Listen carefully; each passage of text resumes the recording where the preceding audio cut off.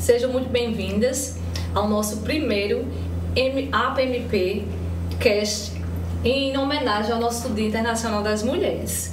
Então, esse espaço criado pela nossa Associação Paraibana do Ministério Público é para que a gente possa trocar ideias, experiências e, com nossas vozes, fortalecer o empoderamento feminino e também inspirar mulheres. Então, hoje, as convidadas são uma procuradora de justiça, a doutora Kátia Rejane, e 5 promotoras de justiça: Carmen Eleonora, Bruna Marcela, Ana Maria França, Anita e Liana. Então, cada um aqui tem uma história de vida, tem uma história também institucional importante. E com certeza, através desse nosso diálogo, dessas nossas trocas de ideias aqui, vocês são referências na nossa instituição. Vocês vão inspirar outras mulheres e também vocês aqui representam a força da mulher no nosso Ministério Público. Então, sejam muito bem-vindas. Agradeço demais o convite, ter aceito o convite da nossa Associação Paraibana. E vamos começar a conversar aqui com a nossa Procuradora de Justiça, nossa baluarte, doutora Kátia Rejane. Doutora Kátia, tudo bom? Está, Adriana. A gente poder usufruir desses momentos assim, nessas companhias e tendo no comando uma pessoa como você, é um privilégio que a vida nos dá e que o momento nos traz aqui, Isso, então, para mim, é um motivo de muita alegria e satisfação e poder absorver e poder se contaminar com tudo isso de positivo e de bom e de bonito, Doutora Kátia, assim, eu queria que a senhora contasse um pouco da sua história institucional. Quantos anos a senhora tem no Ministério Público? Adriana, minhas amigas, eu acho que não é novidade, eu ingressei no Ministério Público no dia 13 de maio de 1981.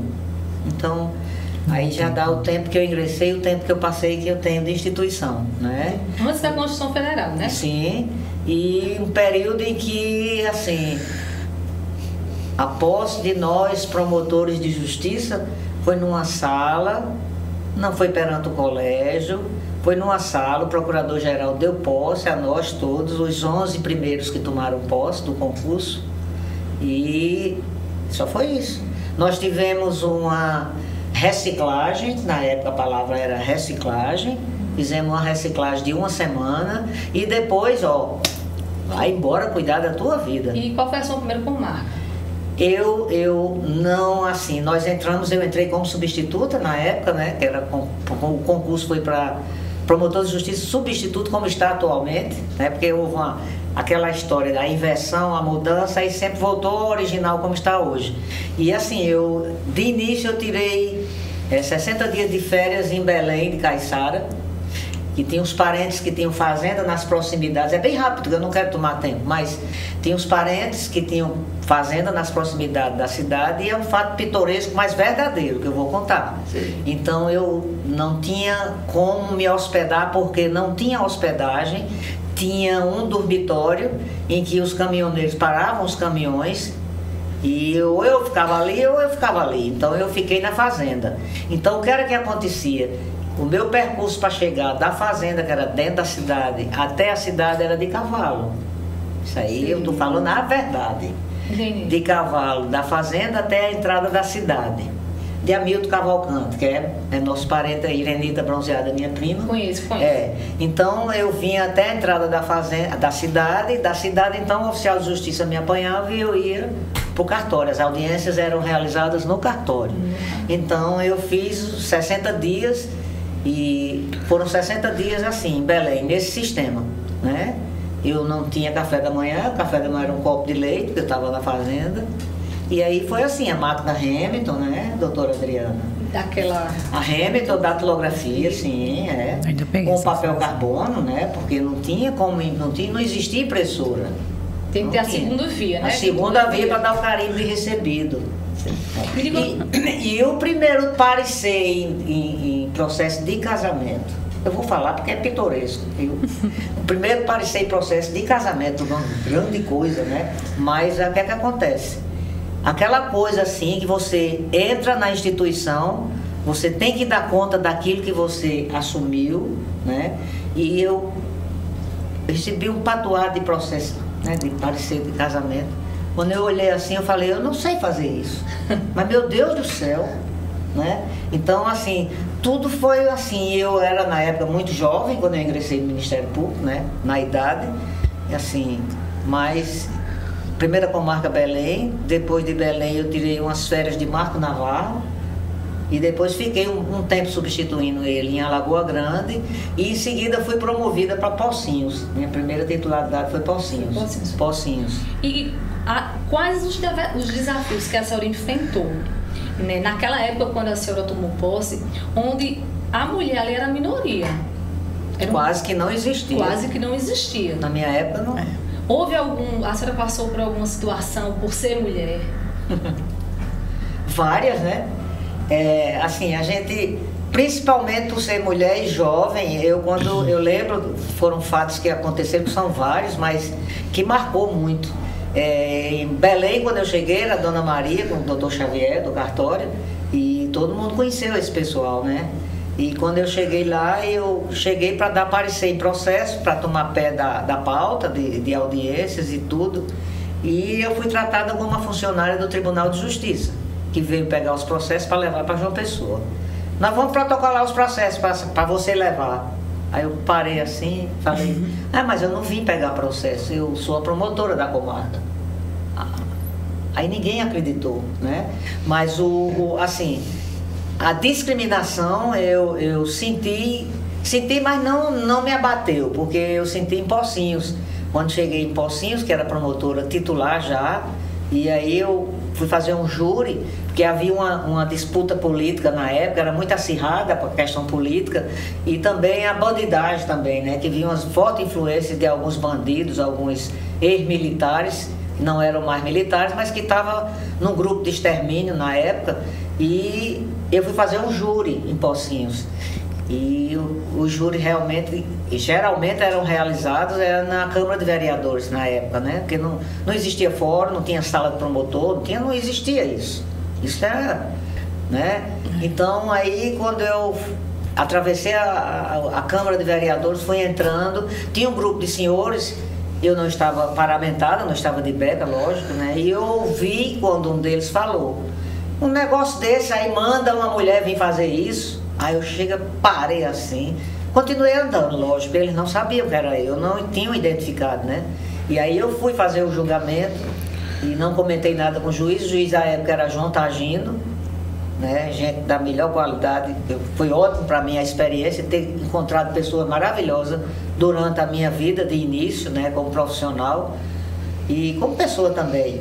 E aí quando acabou o julgamento, o que me chamou a atenção foi quando acabou o julgamento, ficam aqueles comentários, aquela conversa toda, e o oficial de justiça, que era Beto, veio para mim e disse, doutora, tem um cidadão aí que quer falar com a senhora. E aí eu fiquei assim, eu falei, sei lá, quer alguma coisa, algum problema? Não, mas ele quer falar com a senhora, e veio, né? E quando ele veio, eu achei bonito isso, achei de uma dignidade muito grande. Ele olhou para mim e disse, eu vim aqui, eu queria pedir desculpa à senhora. Aí eu olhei para ele e disse, mas eu não lhe conheço, o que está acontecendo? O senhor veio me pedir desculpa. Ele disse, a senhora é muito educada, porque nós fizemos um comentário, eu fiz um comentário, que esse júri era para ser feito por um homem e não por uma mulher, e a senhora, eu tenho certeza que a senhora ouviu, e eu vim pedir desculpa à senhora. Eu disse, pois é, eu nem ouvi. Não, quer dizer, isso são fatos que acontecem na vida da gente que marca, né? Mas essa discriminação, ela é complicada, é muito complicada. Naquela época era muito mais, né? Muito mais, não tem como. Eu promotora em Monteiro, fui promotora em Monteiro, Juazeirinho, Solidade, e nessa época lá em Juazeirinho, Taperoá, mas Juazeirinho foi que me chamou a atenção. Eu não sei se é porque é uma cidade muito assim, de tempo de permanência pouca, só os moradores, mas é uma cidade de passagem, né? Então me chamava a atenção porque quando o pessoal se referia ao Ministério Público, mas eu falava, não, mas é uma mulher que tem lá, a gente resolve. Já pensou? A descredibilidade que dava, né? Eu ouvi isso. Não, mas é uma mulher lá, isso aí a gente resolve. Aí eu falava, meu Deus, eu não valo nada, eu não estou valendo nada. Porque não, isso aí não foi falado para que eu ouvisse. Mas na localização que eu estava, eu ouvia, eu cheguei a ouvir. Quer dizer, eu tive umas passagens meio pesadas. Porque a época foi no início, né? Você já imaginou na época em que foi de Amarília, na época de Janete, que me antecederam, né? Eu acho que foi bem pior. Bem mais difícil. Bem né? pior, bem mais difícil. Aí a senhora lembra, assim, mais ou menos, quando a senhora tomou posse, né? Que ingressou no Ministério Público, eram mais ou menos o número de quase... Eram pouquíssimas mulheres mesmo. No quantitativo geral, eu não lembro. Eu não vou. Sei que de mulheres, quando nós tomamos posse, das 11, éramos eu, Marli Freire e Lúcia Farias. Doutora Lúcia, que é... Lúcia foi do meu concurso. Que é procuradora. Éramos essas 3, os outros eram homens. Se eu estiver pecando, Jacilene, mas Jacilene foi ela foi do concurso, mas ela entrou na turma seguinte. Marilene do concurso, mas entrou na turma seguinte. Aí nessa primeira leva fomos eu, Marli e Lúcia Farias. Entende? Aí já havia um número resumido. Também não conhecia a doutora Marli. Marli Freire, figuraça. Não cheguei a conhecer. Quando eu ingressei no Ministério Público, Marli era uma grande promotora. Uma grande promotora e uma grande mulher. Vamos lá convidar agora para responder minha querida amiga Bruna Marcela, que é deste último concurso, do 15º concurso, e já está na entrância final.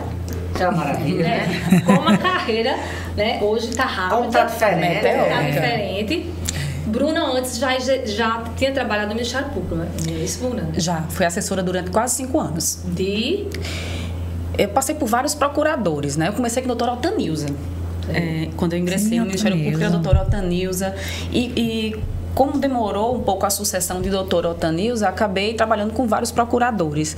Doutora Janete, doutor Sagres, doutor Valberto, dentre outros, doutora Vastipo, brevemente, e dando plantão também com vários outros. Então, tive a oportunidade de conhecer uma turma maravilhosa. Então, esse fato de você já ter assessorado, né, alguns procuradores, foi o que lhe motivou a ser promotora de justiça? Adriana, estar ali dentro e conhecer de dentro, né, a atividade, a função, o papel do Ministério Público e o poder de transformação social que o Ministério Público tem, fez com que eu me apaixonasse de fato e fez com que eu não me enxergasse em outra coisa dentro do direito que não como promotora de justiça. Eu tinha certeza absoluta que eu seria promotora, não sabia aonde, né? Mas eu sempre tive certeza, sempre a partir do momento que eu estava como assessora, de que eu seria promotora de justiça.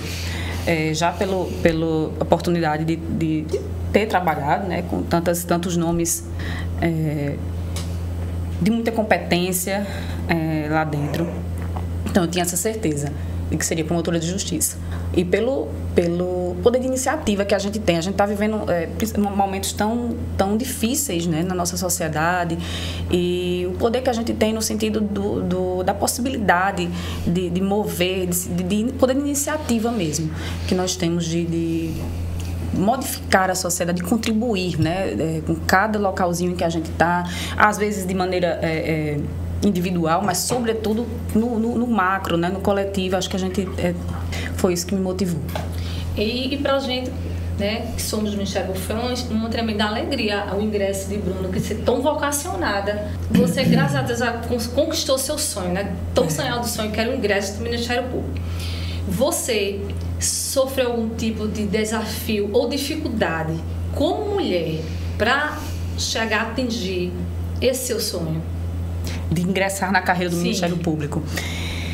Adriana, escutando a doutora Cátia falar, a gente vem algumas coisas na cabeça, nem de longe parecidas com o que a doutora Cátia mencionou, mas para a gente ingressar na carreira, acho que a gente, desde que a gente nasce, a gente já tem alguns desafios e passar no concurso dessa magnitude, dessa dificuldade, é algo que a mulher, só por ser mulher, ela já ela encontra olhares, ela encontra dúvidas, né? Então, ela muito mais cobrada. É muito mais cobrada. Então, durante minha preparação, eu tinha muito em mente que eu tinha que ser melhor do que os homens, demonstrar ser muito melhor para que as pessoas que me vissem igual. Então é como se eu tivesse que saber mais, é muito difícil, para que me vissem como igual. Eu não queria ser melhor para os outros, mas eu queria pelo menos ser vista de maneira igual. E para isso eu entendia que eu tinha que ser muito melhor, ou saber muito mais para ser respeitada ou para ter realmente uma oportunidade. Porque a gente como mulher, a doutora Kátia vinha dizendo, a gente já é descredibilizada e duvidam da gente muitas vezes. Antigamente verbalizava-se mais, né? As pessoas não tinham... porque hoje se tem medo do processo, né? Exato, do cancelamento. Hoje é o problema. Hoje tem uma questão do cancelamento. Hoje ela está com mais proteção, tem uma capa protetora. Mas a gente sempre teve e continua tendo, né? E para entrar também a gente tem um concurso de muitas fases e muitos candidatos, né? Muito difícil, então a gente já me via dessa forma. Mas eu acredito que a nossa sociedade evoluiu. Sim.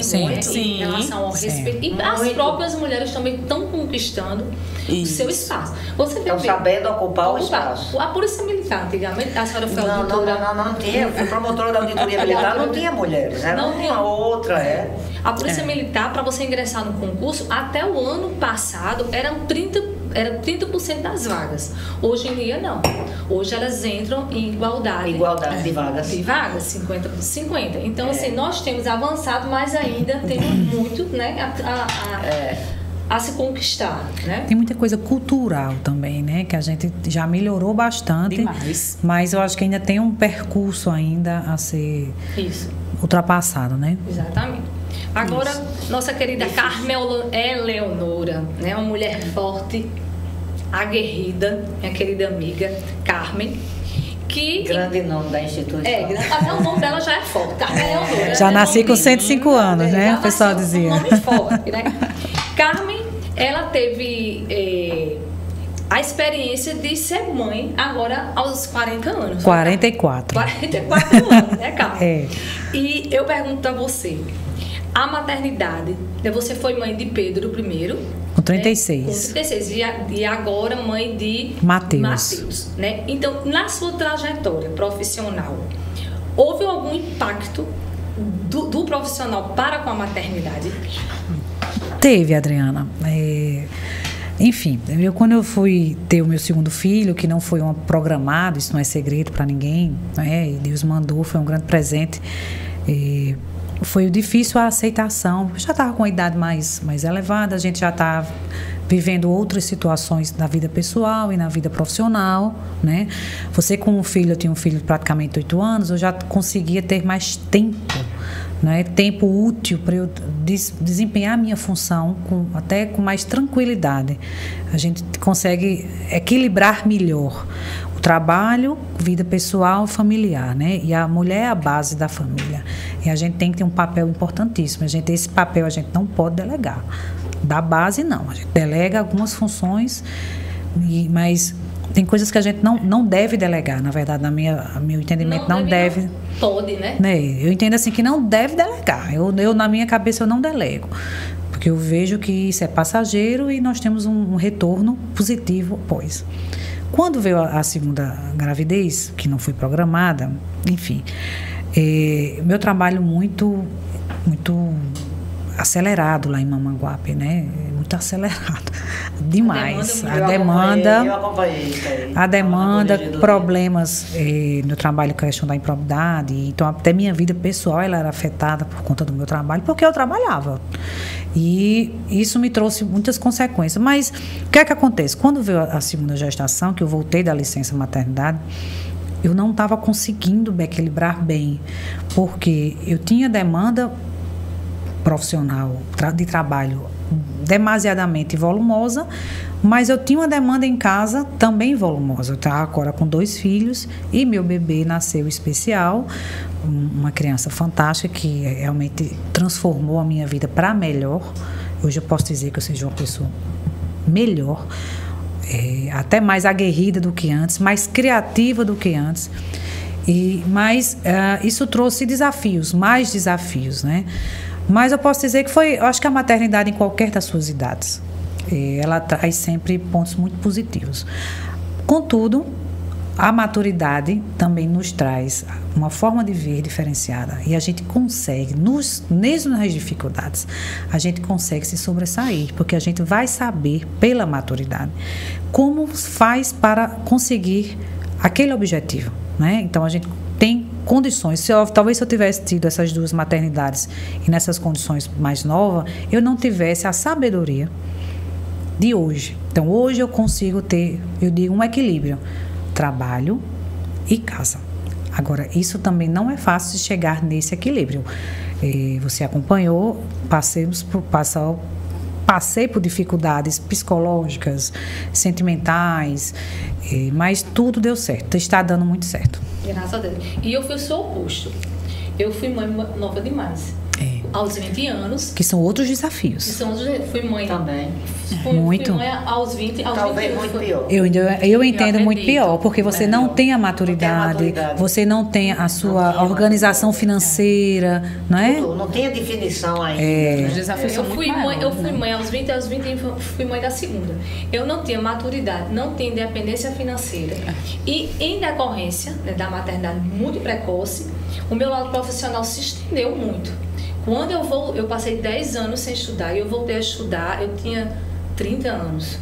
Foi quando eu comecei a fazer o concurso do Ministério Público e fui passando nas fases, voltei a estudar depois dos 10 anos, eu estava realmente ali fechado, porque eram 3 crianças. Isso é uma história lindíssima. Então, eu reabri os livros e voltei a estudar e eu ingressei no Ministério Público, doutora Cátia, com 34 anos.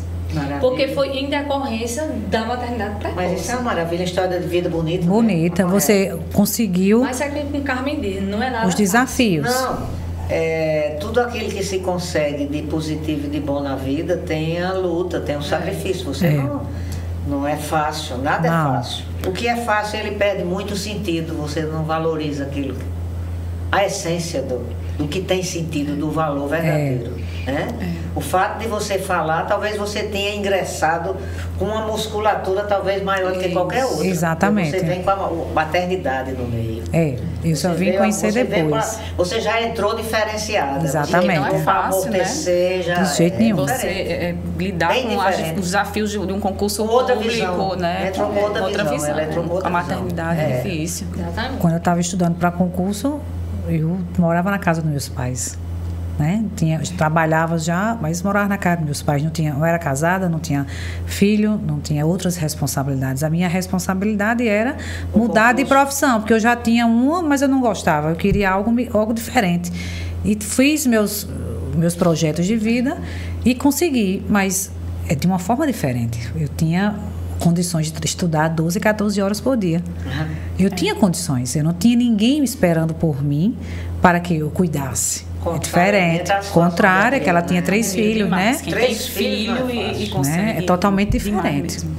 Parabéns para você. Parabéns, Adriana. É demais. Todas Demais. aqui. Doutora Cátia, a gente sabe que a senhora, ao longo dos anos, tem um diferencial valioso pela sua experiência ministerial. Mas o etarismo, né, é um desafio para muitas mulheres hoje, né? Como a senhora enxerga a importância da maturidade profissional e da representatividade feminina diferente das fases de carreira? Por exemplo, Bruna está numa fase inicial da carreira dela, jovem, com todo o gás. A senhora já está desde 81 na luta. Como é que a senhora enxerga isso? Não vejo diferença. Nós, quando fomos empossar ultimamente o novo Conselho Superior do Ministério Público, que eu integrei por 20 anos, na história do Ministério Público da Paraíba, eu desconheço um procurador que tenha permanecido ininterruptamente durante 20 anos no Conselho. Eu fiquei 20 anos. Eu agradeço à instituição, porque foram vocês que escolheram, que me deram essa graça de ficar no Conselho, porque para mim é uma graça, é uma dádiva, é um presente. Você representar a sua instituição, uma responsabilidade muito grande, mas assim, quando eu digo, Adriana, que eu não vejo grande diferença, porque eu, quando estava lá na posse dos 8 conselheiros, Nicomedes veio conversar comigo e eu falei para ele, eu digo, ó, você tem que fazer de conta como eu sempre faço. Eu continuo fazendo como eu sempre faço todos os dias. Eu vou para o Ministério Público como se fosse o meu primeiro dia, todos os dias. Porque no dia que isso acabar, acabou minha essência. Acabou o encanto. Eu tenho que ir com empolgação, eu tenho que ir com amor, eu tenho que ir com foco, e é como eu faço.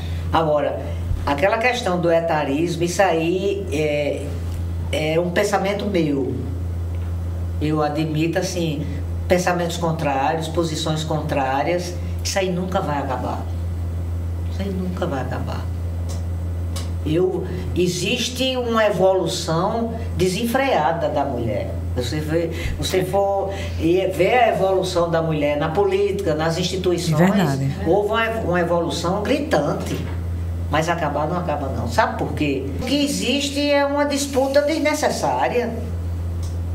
Eu não entendo por que existe essa disputa entre homem e mulher, porque nós todos somos iguais.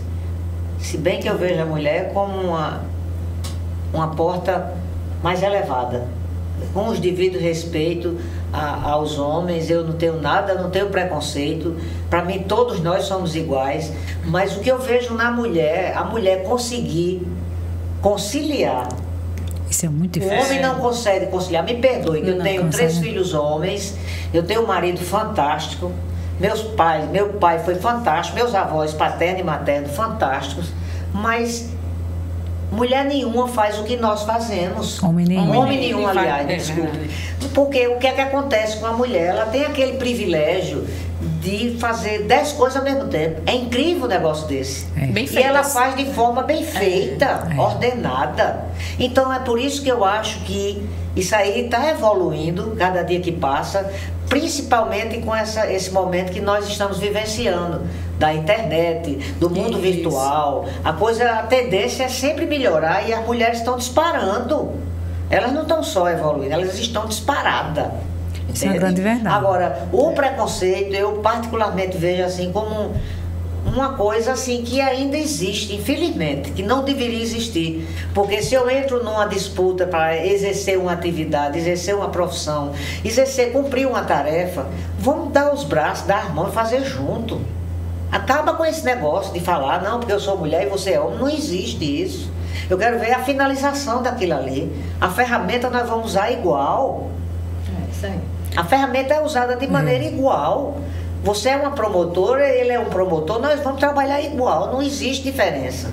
Então, mas vai sempre existir, não, porque fulano é mulher, tem essa dificuldade. Não tem dificuldade, não é para existir.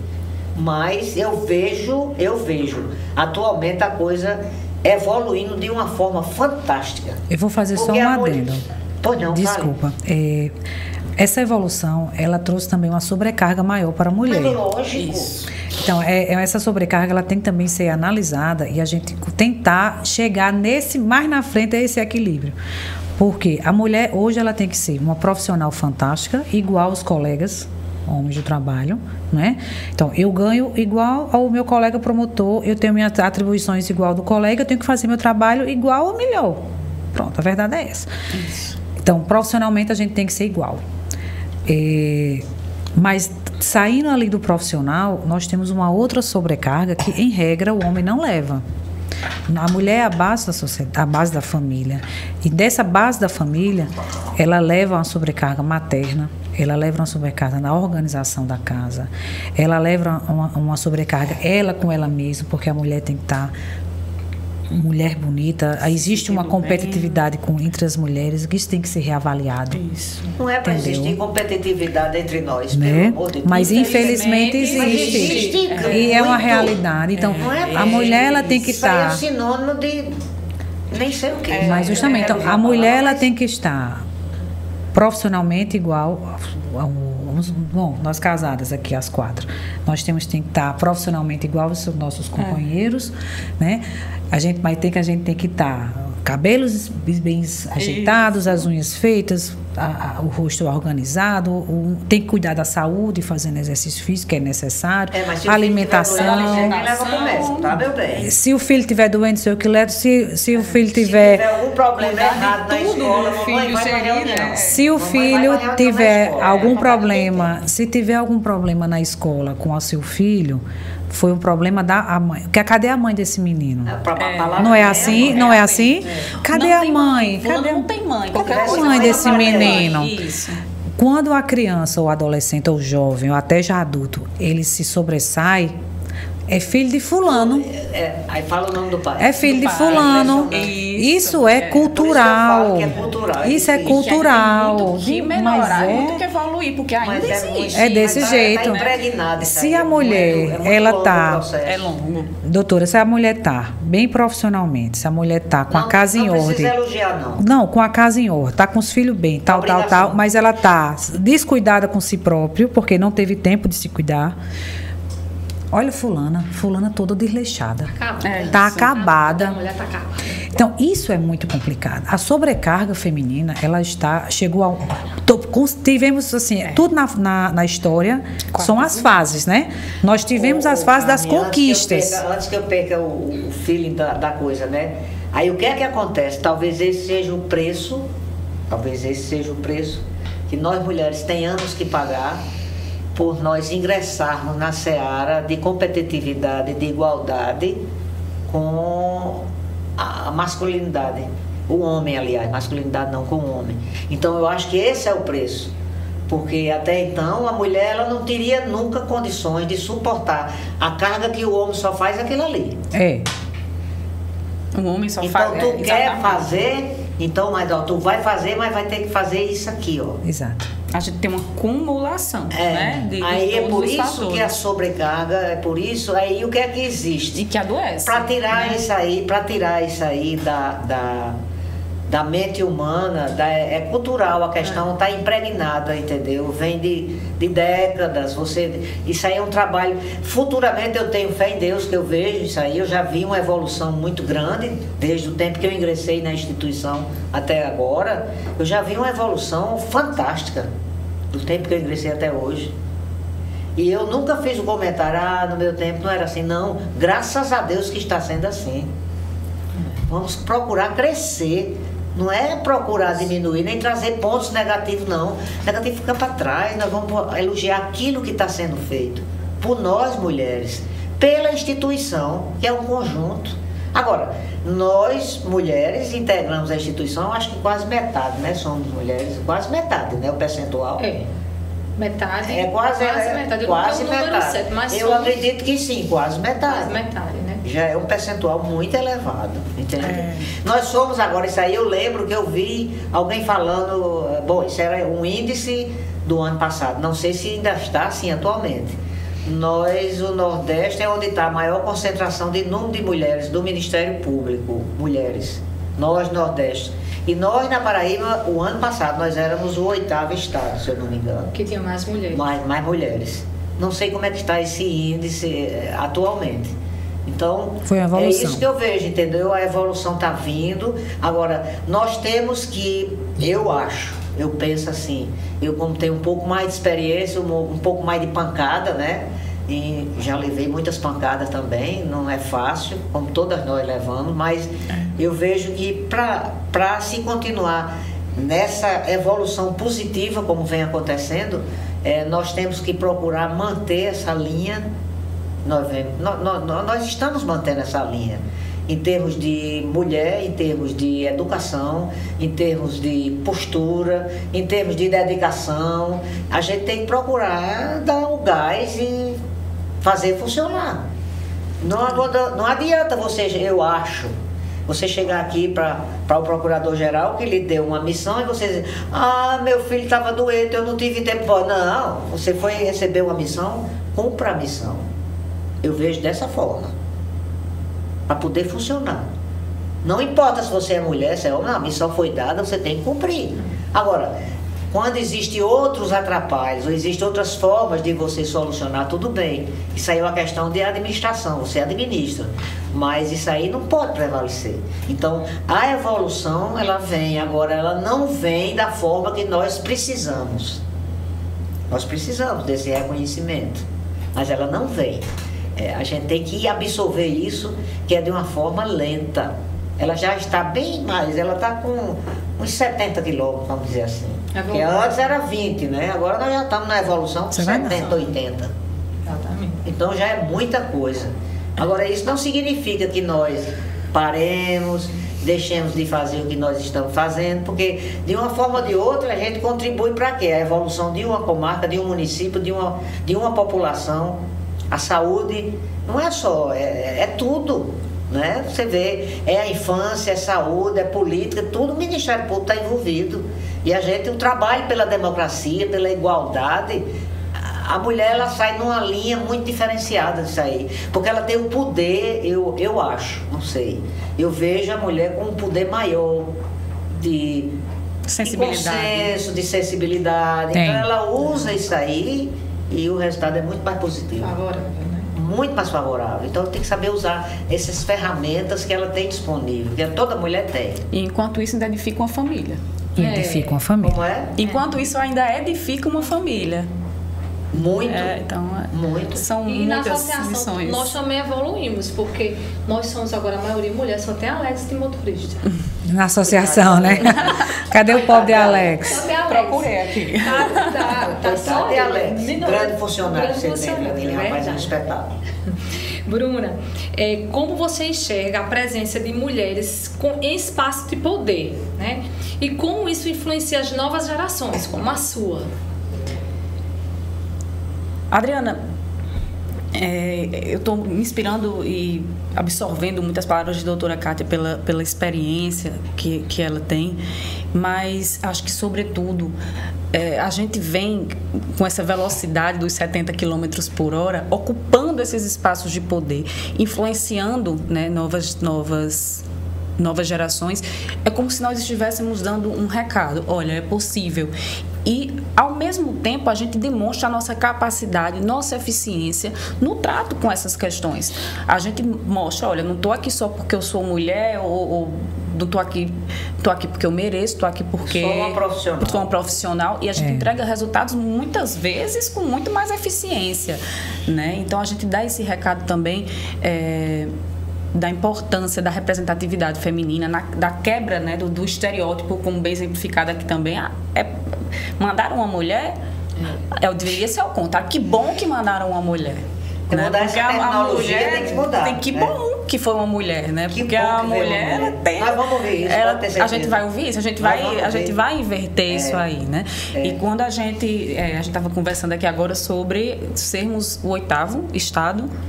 O ano passado eu vi esse índice, não sei como está atualmente, com maior população feminina no Ministério Público, né? O 8º, né? O 8º estado com a maior número de participação representatividade feminina, né? dentro da instituição. É um dado que eu vi o ano passado, né? Eu não sei como está, como é atualmente, como está. No seu concurso, você sabe quantas mulheres passaram? Foi a maioria mulher ou a maioria homem? Não, Adriana. Eu acho que foi semelhante. Nessa última turma, agora eu sei que o número de mulheres foi pequeno. Acho que foram 3, se eu não me engano, nomeadas, sempre alguma coisa assim, né? Até agora acho que não foi igual, não. Mas é perto. Também não é. Demais. Eu sei que eu sou a primeira mulher promovida do meu concurso para a entrância final, né? Foi muito rápido. Meio. Mas acho que é importante que a gente passe esse recado adiante, né? Que a gente, mesmo com nossos desafios de ter que gerir família, de ter que gerir um lar, maternidade, os desafios que a gente encontra, os olhares atravessados aí, porque somos mulheres, né? Muitas vezes a gente precisa que a gente tenha uma vigilância de conduta, que a gente tem um olhar mais perspicaz em determinados momentos, por sermos mulheres, mas a gente continua ocupando esses espaços com muita maestria, com muita competência, e dando exemplo, né, para que outras gerações, para que está começando agora também, veja que é possível, veja, se inspire e decida mesmo que a gente precisa de que as mulheres continuem esse trabalho que a gente está fazendo, né? Não dá para parar por aí. Acho que é um caminho sem volta. O caminho é para frente, a velocidade precisa aumentar. Tem que continuar, né? Aumentar essa velocidade e sermos também reconhecidas, porque é importante, sim. Eu acho que essa conversa, fazer sem esperar reconhecimento, eu acho que o reconhecimento também é importante e eu acho que ajuda a girar a roda, sabe? É muito importante. O reconhecimento. Ele vem. Então, acho que uma mensagem seria mais ou menos nesse sentido e também, assim, de ter empatia pelas suas dificuldades, porque a gente, uma autoempatia, vamos dizer assim, porque a gente também enfrenta muitos desafios no caminho e às vezes a gente precisa realmente dar uma parada, desacelerar, um passinho para trás, 2 para frente e seguir, que o importante é não parar, né? Verdade. Carmen, você pode até ter já respondido essa pergunta, mas você vai reforçar aqui, né? Que você vivencia no seu dia a dia. Você acredita que a responsabilidade do cuidado ainda recai majoritariamente sobre as mulheres? Isso a gente já sabe que sim, né? Era isso que eu ia dizer. Isso você vai perguntar. Poderíamos falar só sobre isso, inclusive. Como isso impacta a sua vida, né? De trajetória? Tive que me readaptar, Adriana, porque meu trabalho, ele faz parte da minha vida. Ele é tão importante quanto o resto dos setores da minha vida. Então, ao entrar no MP, há 18 anos, né? Há 18 anos atrás, eu não conhecia muito a vida do MP, diferentemente da Bruna, que já era assessora, tudo. Eu visava, à época, um concurso de procurador da Fazenda Nacional. E que, à época, eu fiz também o concurso. E fui nomeada em janeiro de 2007. Em abril de 2007, eu fui chamada para PFN. E não quis mais. O meu sonho de anterior, que era ser PFN, eu abri mão, porque eu conheci uma nova realidade e um trabalho social que é feito pelo MP. Então, na época, eu estava em Bonito, Santa Fé, então teria todos os motivos para poder sair, assim, por conta da distância, né? Mas por conta da distância, que lá eu fui muito bem acolhida. Mas eu preferi ficar na instituição. Então, a instituição, ela faz parte de mim. Quem me conhece, ela faz parte de mim. Então, eu não consigo conversar muito com as pessoas. Se eu não falar, acaba de uma situação do trabalho, ou que envolva o trabalho, ou que envolveu a experiência que veio, porque ela faz parte da minha vida. Enfim, para não deixar também esse tão importante quanto a minha vida profissional, eu tive que me readaptar. Como? Trabalhando quando a criança vai dormir, umas 8, 8h30, 9 horas, eu me sento, fecho as coisas, agora sou eu e o trabalho, né? Deixo para descansar em outra oportunidade, que às vezes não chegou ainda, mas eu espero que vá chegando. Esse filme a gente né? Então, quem é mãe entende. Então, o que acontece? É a readaptação. Deixar, vamos fazer, marido, vamos fazer não sei o que, olha, não vai dar porque eu vou ter que trabalhar, porque eu não consegui fazer o que eu precisava fazer no horário oficial, ordinário, podemos dizer, né? Então, enfim, é uma readaptação, uma readequação. A gente sabe que é temporária, porque, né, isso passa. Eles vão crescer, essas situações passam. Então, assim, tudo é uma readaptação, a verdade é essa. Mas tudo é uma readaptação. Agora, eu queria fazer um comentário, eu achei interessante. A senhora, há muitos anos atrás, passou por uma situação vexatória em Juazeirinho, a senhora falou, né? Como mulher. Mulher a gente resolve. Né? E interessante que muitos anos depois, eu estava em Juazeirinho. Olha. Então, muitos anos depois, né? Já tinha uma sala de promotoria dentro do fórum, né? E eu era a promotora de lá, titular. Olha que bacana. Bacana. Né? Bacana. Substituta lá. Só que eu era ainda, a época de estágio probatório. Eu ainda estava finalizando o estágio probatório. Olha a situação. Eu estava numa sala, sozinha, que não tinha ninguém. Não tinha servidor. Tinha um rapaz que me ajudava de manhã, de tarde, ficava só e era dentro uma sala dentro do fórum, eu ficava com a chave. Então, eu não tinha secretária, não existia assessor. Esse cargo era uma coisa sonhada. Então era eu e eu. Né? Uma cidade que nem celular pegava à época. Então, na minha salinha, e eu estava com a situação sempre mexendo na improbidade, enfim. E o prefeito da época não aceitava os processos que eu estava ingressando. E ele foi na minha sala à tarde, que ele sabia que não tinha, o fórum estava vazio. Era uma hora que o fórum estava vazio. Ele foi na minha sala acompanhado de 4 advogados e 2 seguranças. Entrou na minha sala, sentou, botou o dedo na minha cara, gritou comigo, fez todo o escarcéu. E disse mais: vou tirar você do seu cargo. Você está em estágio probatório. Não tem nada para você estar aqui me atrapalhando. E dali saiu. Eu não me senti amedrontada, mas eu me senti humilhada. A palavra foi essa. Mas é claro. Eu numa sala como mulher... Desafiada, né? Você foi desafiada. E o que mais me chamou a atenção, porque 2 dias depois, eu na mesma sala, eu recebi um telefone de um corregedor me chamando para conversar. Eu não tinha comentado isso com ninguém, só com os colegas. Liguei para João, Benjamin, enfim, colegas, para comentar o que é que eu faço numa situação dessa, né? E todo mundo dizia: não tenho o que fazer não, vai continuar trabalhando e pronto. Realmente eu não tinha o que fazer. Fui chamada. E quando eu vim a João Pessoa para conversar com o corregedor, ele perguntou por que eu estava fazendo aquilo, trabalhando, né? Aí eu disse: eu estou trabalhando, mandaram eu vim trabalhar. E aí teve uma hora que eu me senti constrangida pela atuação, doutora. Acho que pouca gente sabe disso. Acho que contado nos dedos, assim. E teve uma hora que eu fiz: doutor, deixa eu me explicar. Me explique para mim, que eu sou uma pessoa simples, mas eu sou objetiva. É para trabalhar ou não é? Não, porque se não for, eu volto no meu outro concurso, que eu tinha pedido vacância do escrevente. Eu era técnica judiciária efetiva, né, há muitos anos. E aí eu estou com vacância, ainda está acabando a minha vacância. Eu volto para ser escrevente. Se não é para trabalhar, não tem problema não. Né? Eu faço outro concurso. Agora, se for para trabalhar, nunca mais me chama aqui. E nunca mais fui chamada. Isso foi em 2008 para 2009, nós estamos em 2025. Nunca mais passei por esse constrangimento. Eu acho que esse constrangimento eu passei, mas também pela condição de mulher. Carmen, você levantou uma questão aí que eu não vou particularizar. Eu não passei só um caso, eu passei vários dentro da minha própria instituição, por ser mulher. Por ser mulher. Isso é muito triste. Não. De forma alguma. Fui chamada umas 4 ou 5 vezes. E eu acho que acontece. Eu acho que isso a gente evoluiu. Eu dei a parada pesada, aí eu não fui mais chamada.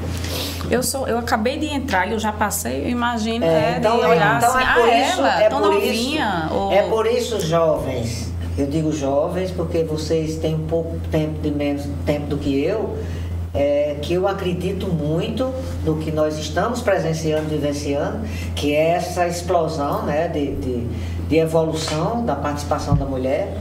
Mas é muito difícil, é um espaço muito nevrálgico, a mulher tem que ter muita cautela, porque isso leva muito tempo, isso não é rápido não. Não, é um equilíbrio, uma busca eterna pelo equilíbrio, de você difícil. se impor que você deve ser respeitado. Nós já conseguimos muita coisa, e vamos conseguir muito mais.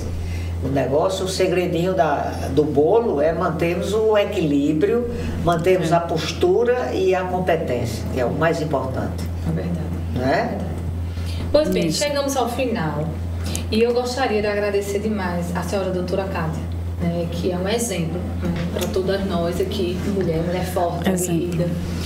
E sempre tive pra gente. doutora Cátia como uma inspiração de mulher, que também foi mãe cedo, né, doutora Cátia, mãe de 3 filhos e também teve que conciliar a sua luta ministerial juntamente com a de esposa e a de mãe.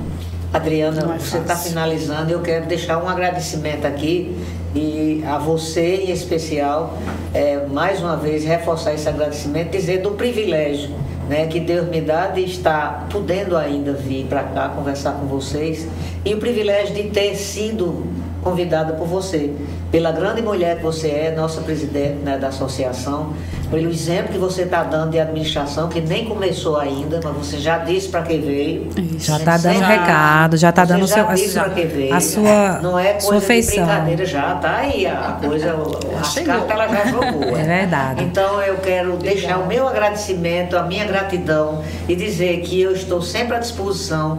Eu não, em momento nenhum eu pensei de ser exemplo de nada, eu só quero continuar com essa missão até o dia que Deus determinar e dizer que vamos dar a mão, vamos nos unir, vamos continuar evoluindo para que a sociedade só ganhe com nós, principalmente nós mulheres, dentro da instituição. Muito obrigada. A Bruna também, que com tanto sacrifício está aqui hoje, porque tem um bebê de 5 meses. A demonstração está aí. A demonstração de que ela né? realmente está firme na nossa luta, né? Isso. E você, Bruna, você ainda vai conquistar tantas coisas para aumentar a nossa força feminina, porque você tem uma grande corrente, né? Uma grande carreira. Você é a nossa continuidade. Porque é a mais amém. nova, né? A nossa continuidade. Você fez a coisa de uma forma muito inteligente, né? Eu como a mais antiga e você como a mais jovem. E eu no meio, Você é jovem também. Você é jovem no concurso, na idade um pouco do que você. Mas eu digo assim, para mostrar que não existe confronto. Não. Nós estamos todos juntos, não tem idade para isso, não. Você vê que coisas que a senhora passou, que Bruna já passou, que Karen acabei de entrar, já passou. passei. Isso, acabei de entrar. Não é novidade, né? Então você tem uma vida ministerial para aumentar nosso empoderamento, nossa força feminina ministerial. E sejamos mais felizes por sermos mulher, que é um privilégio da Sim, vida. eu acho. Da mesma forma, minha querida amiga Carmen Leonora, que também tem filho pequeno.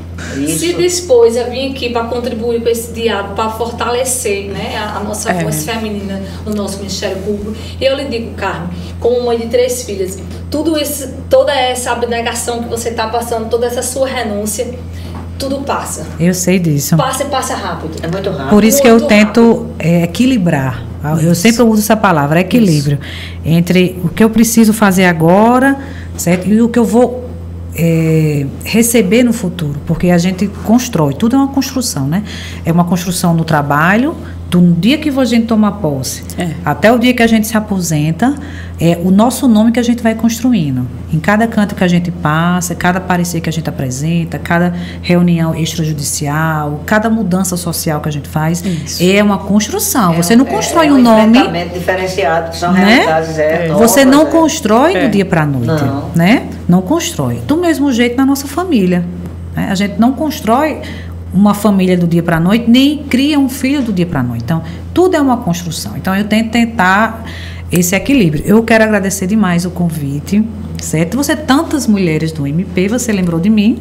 Pois é, isso é um privilégio. Não é? Entre tantas pessoas bacanérrimas, assim, pessoas que eu super admiro. Mas você é uma delas. E você, muito obrigada, lembrou de mim. E se eu puder, em alguma outra oportunidade, ajudar as outras minhas colegas, em uma palavra, já que eu também já tenho uma trajetória, não como doutora Cátia, né? Mas assim, já rodeio, né?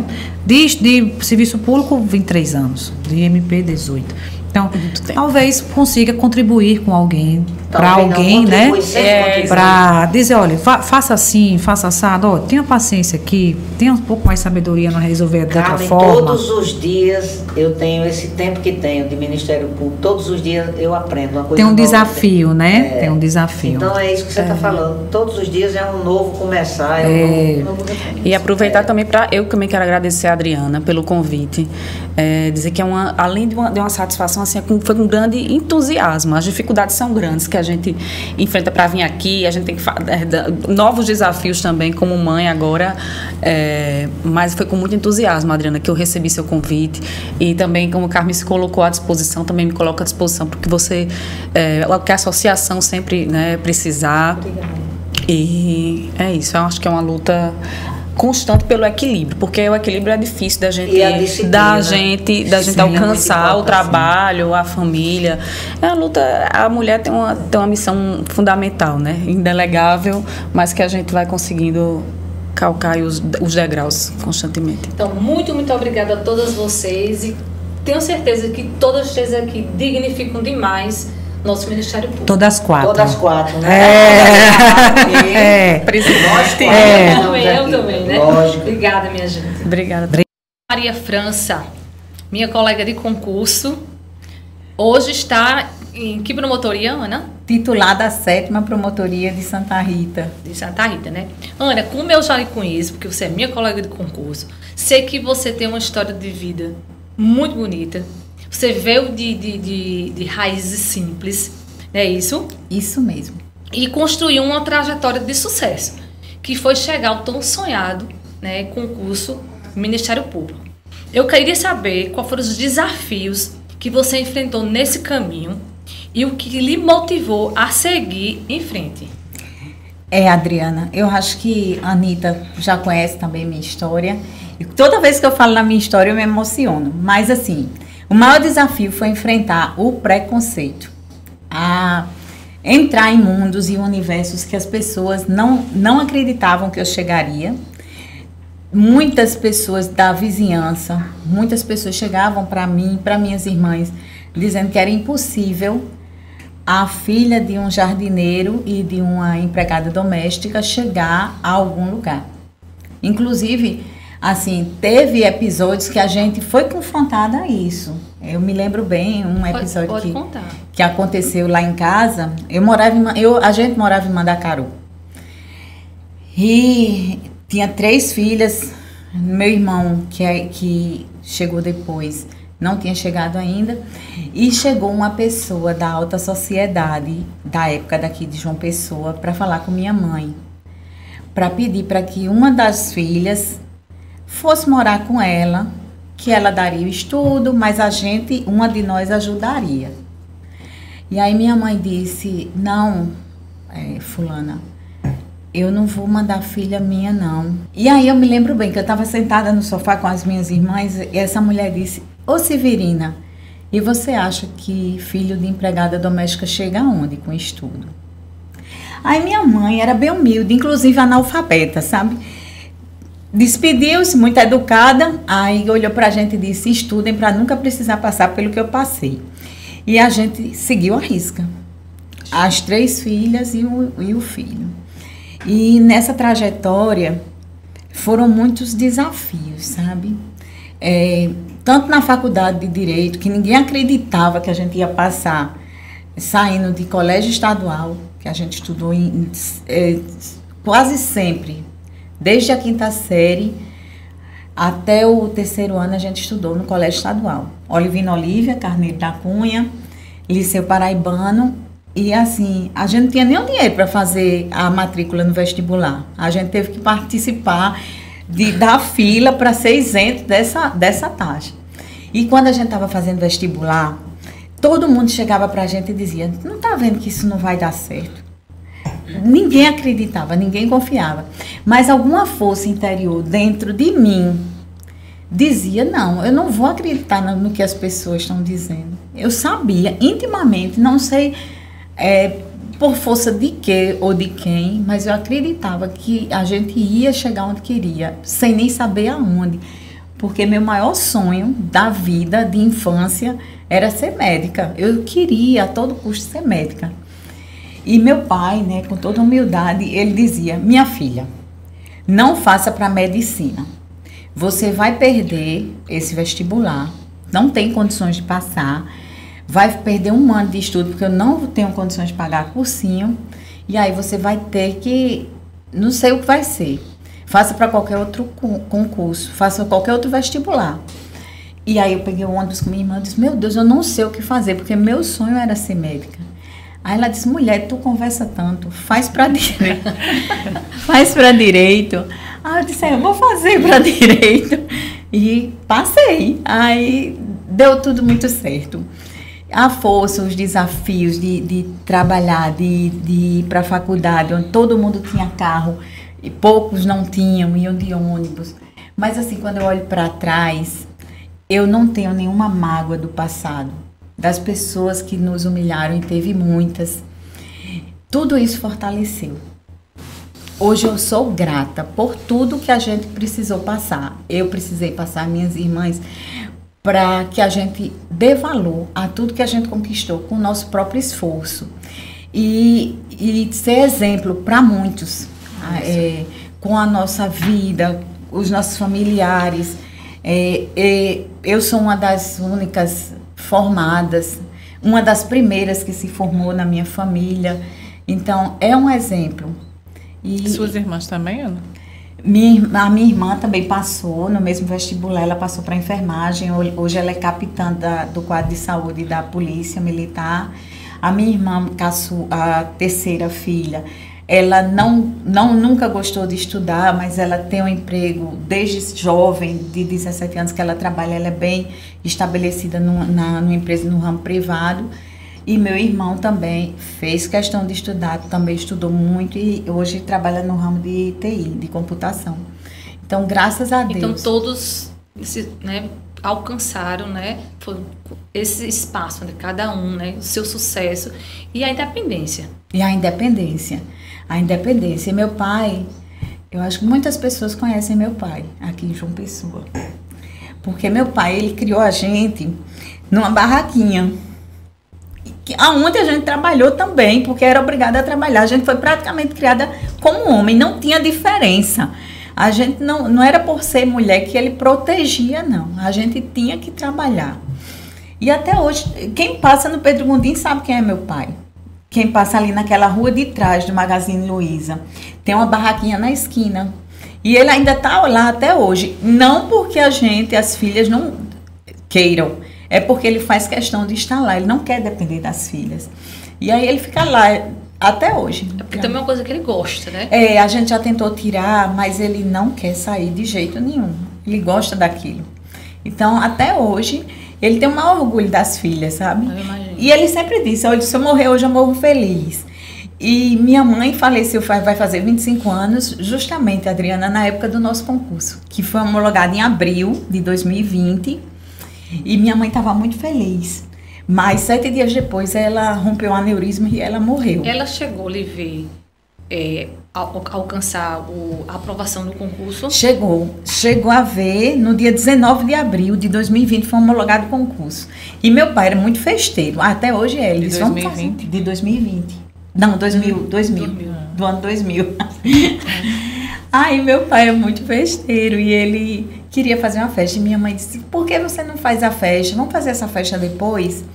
Eu digo, mamãe, depois a gente faz. Eu acho que ela já estava tendo a sensação de que algo ia acontecer. E realmente foi o passamento dela. Mas ela teve o privilégio, assim, de se orgulhar de todas as filhas, sabe? E do filho também. E essa dificuldade que vocês passaram, tudo que vocês passaram, né, que você disse, nós fomos muito humilhados, isso também pode ter servido de você ter criado uma força interior para você lutar, né, pelo seu sonho, né, pela sua independência, por sua vida, né? Isso, com certeza, Adriana. Nunca, quando aconteciam algumas coisas, eu fui vítima de bullying também na infância. E é muito ruim, é horrível. Eu tive também o privilégio de estudar 2 anos em colégio particular, com uma bolsa de estudos que a empresa onde meu pai trabalhava pagava. Mas a empresa faliu, aí a gente saiu, que foi a terceira série e a 4ª série. Foram os únicos anos de ensino particular. E por sermos muito humildes naquela época, tinha o bullying.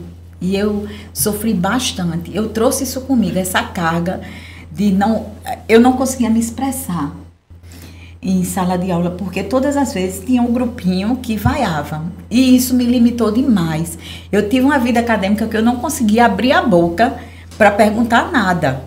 E aí eu ficava me questionando, meu Deus, o que o senhor quer de mim? Me botar num cargo que eu nunca sonhei, nunca planejei e sou obrigada a falar e me expressar.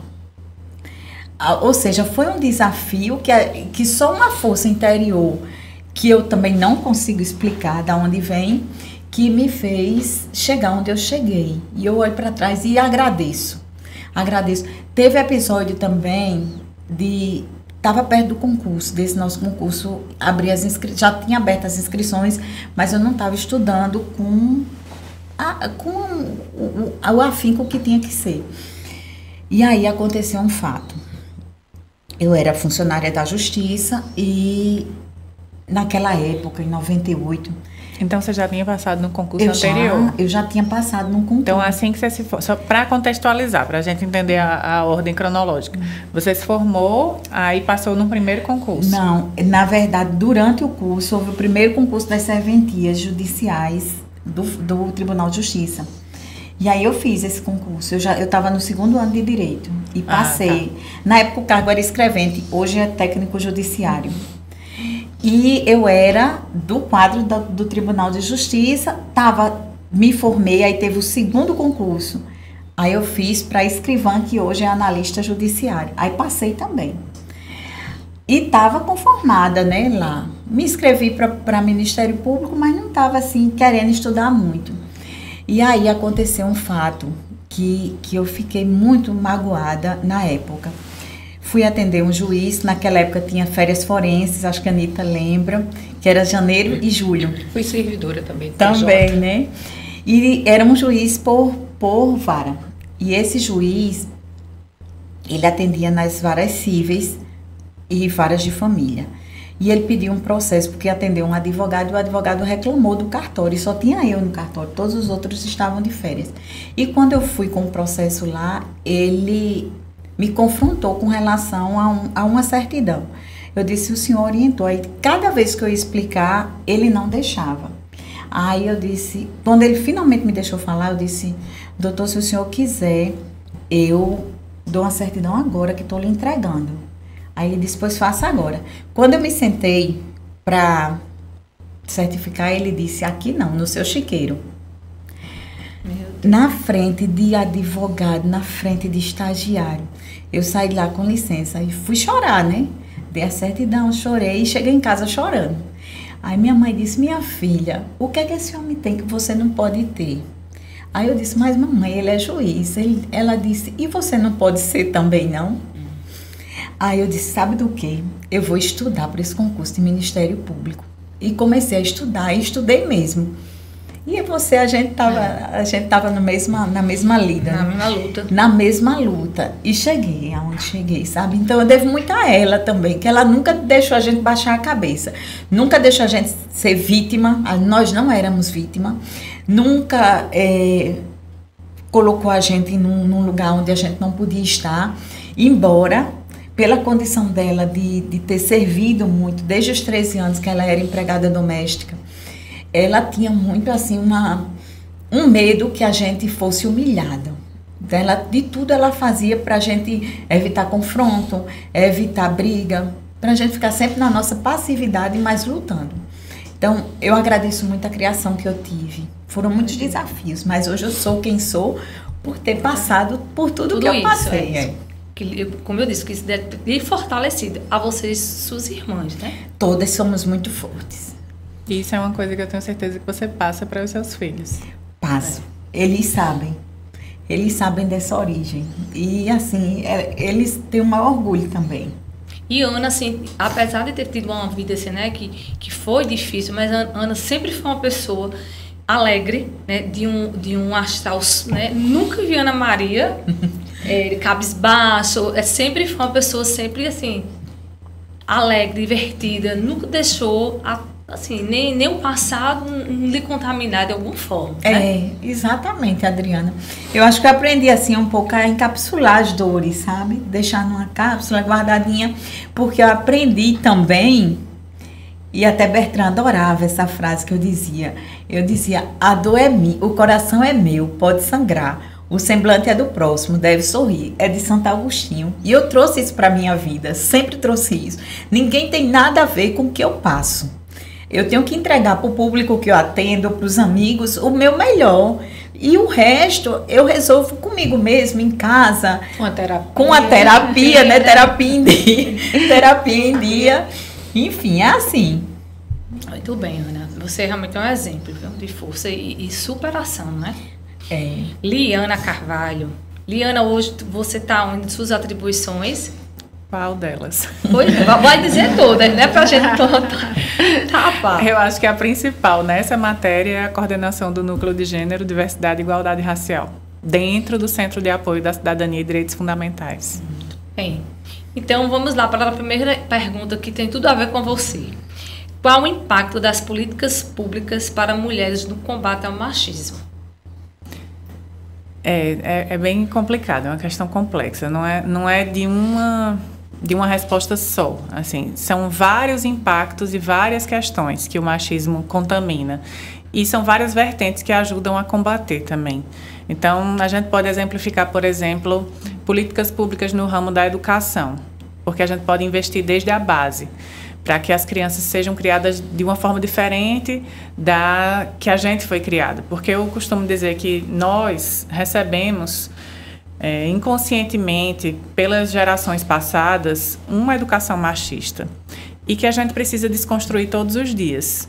Porque essa foi a educação que a gente recebeu, mas que a partir da educação diferente, do letramento de gênero, quando a gente começa a estudar sobre a equidade de gênero, quando a gente começa a estudar sobre a equidade em geral, como é que as pessoas conseguem alcançar certas questões a partir do ponto de que cada uma parte, então a gente começa a entender questões transversais também, como questões sociais, questões raciais, mas, enfim, em relação ao gênero, partindo do ponto da educação, a gente pode investir nisso daí para combater o machismo nas novas gerações, mas também nas gerações atuais, através de cursos, capacitações, enfim. Isso aí é uma vertente que pode ajudar a desconstruir o machismo. Mas existem outras também. Investir nas lideranças femininas em todas as áreas, seja na privada, seja na pública. Trabalhar pela equidade de gênero em todos os ambientes. Por exemplo, a licença maternidade, a gente tem no Brasil uma licença maternidade bem mais extensa do que a licença paternidade, né? A gente tem uma licença maternidade de 6 meses, a gente tem uma licença paternidade de 7 dias, eu acho. Era 5, 7, 15, enfim, é bem menor do que a licença maternidade, porque intrinsecamente na nossa cultura, que ainda é machista, o dever de cuidado é da mulher. Então, a mulher que tem que ficar em casa 6 meses, o homem só precisa fazer uma gracinha ali 5, 6, 15 dias no máximo e já pode voltar a trabalhar. Em outros países que têm uma cultura diferente, como a Islândia, por exemplo, eles dividem o tempo de licença.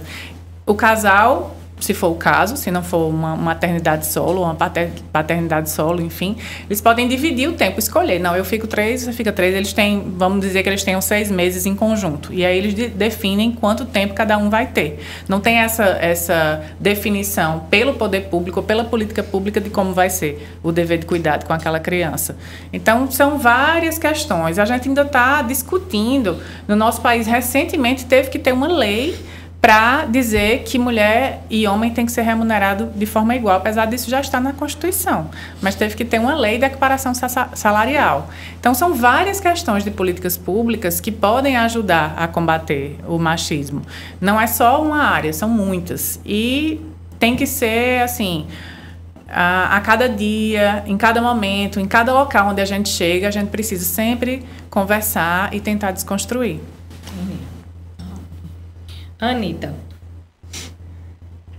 está na comissão da CONAMP Mulheres, né? Isso, Anitta, atualmente. Além de ser promotora titular da 3ª Promotoria de Santa Rita e cumulativamente substituir com a 5ª Promotoria também de Santa Rita e coordenar o CEAF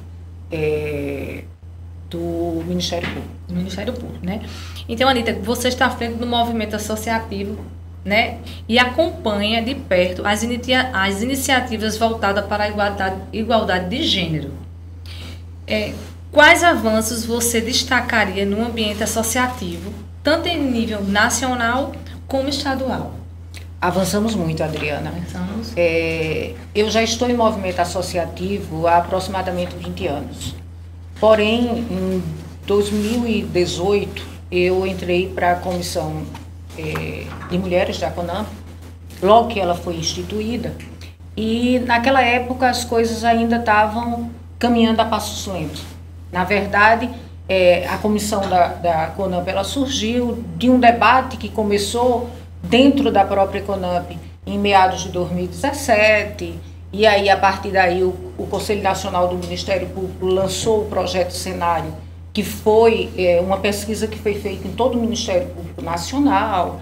Aí também houve o primeiro encontro, o movimento nacional de mulheres do Ministério Público Brasileiro, que também aconteceu em 2018. Salvo engano, o primeiro encontro desse movimento foi sediado em Belo Horizonte, acho que em setembro de 2018.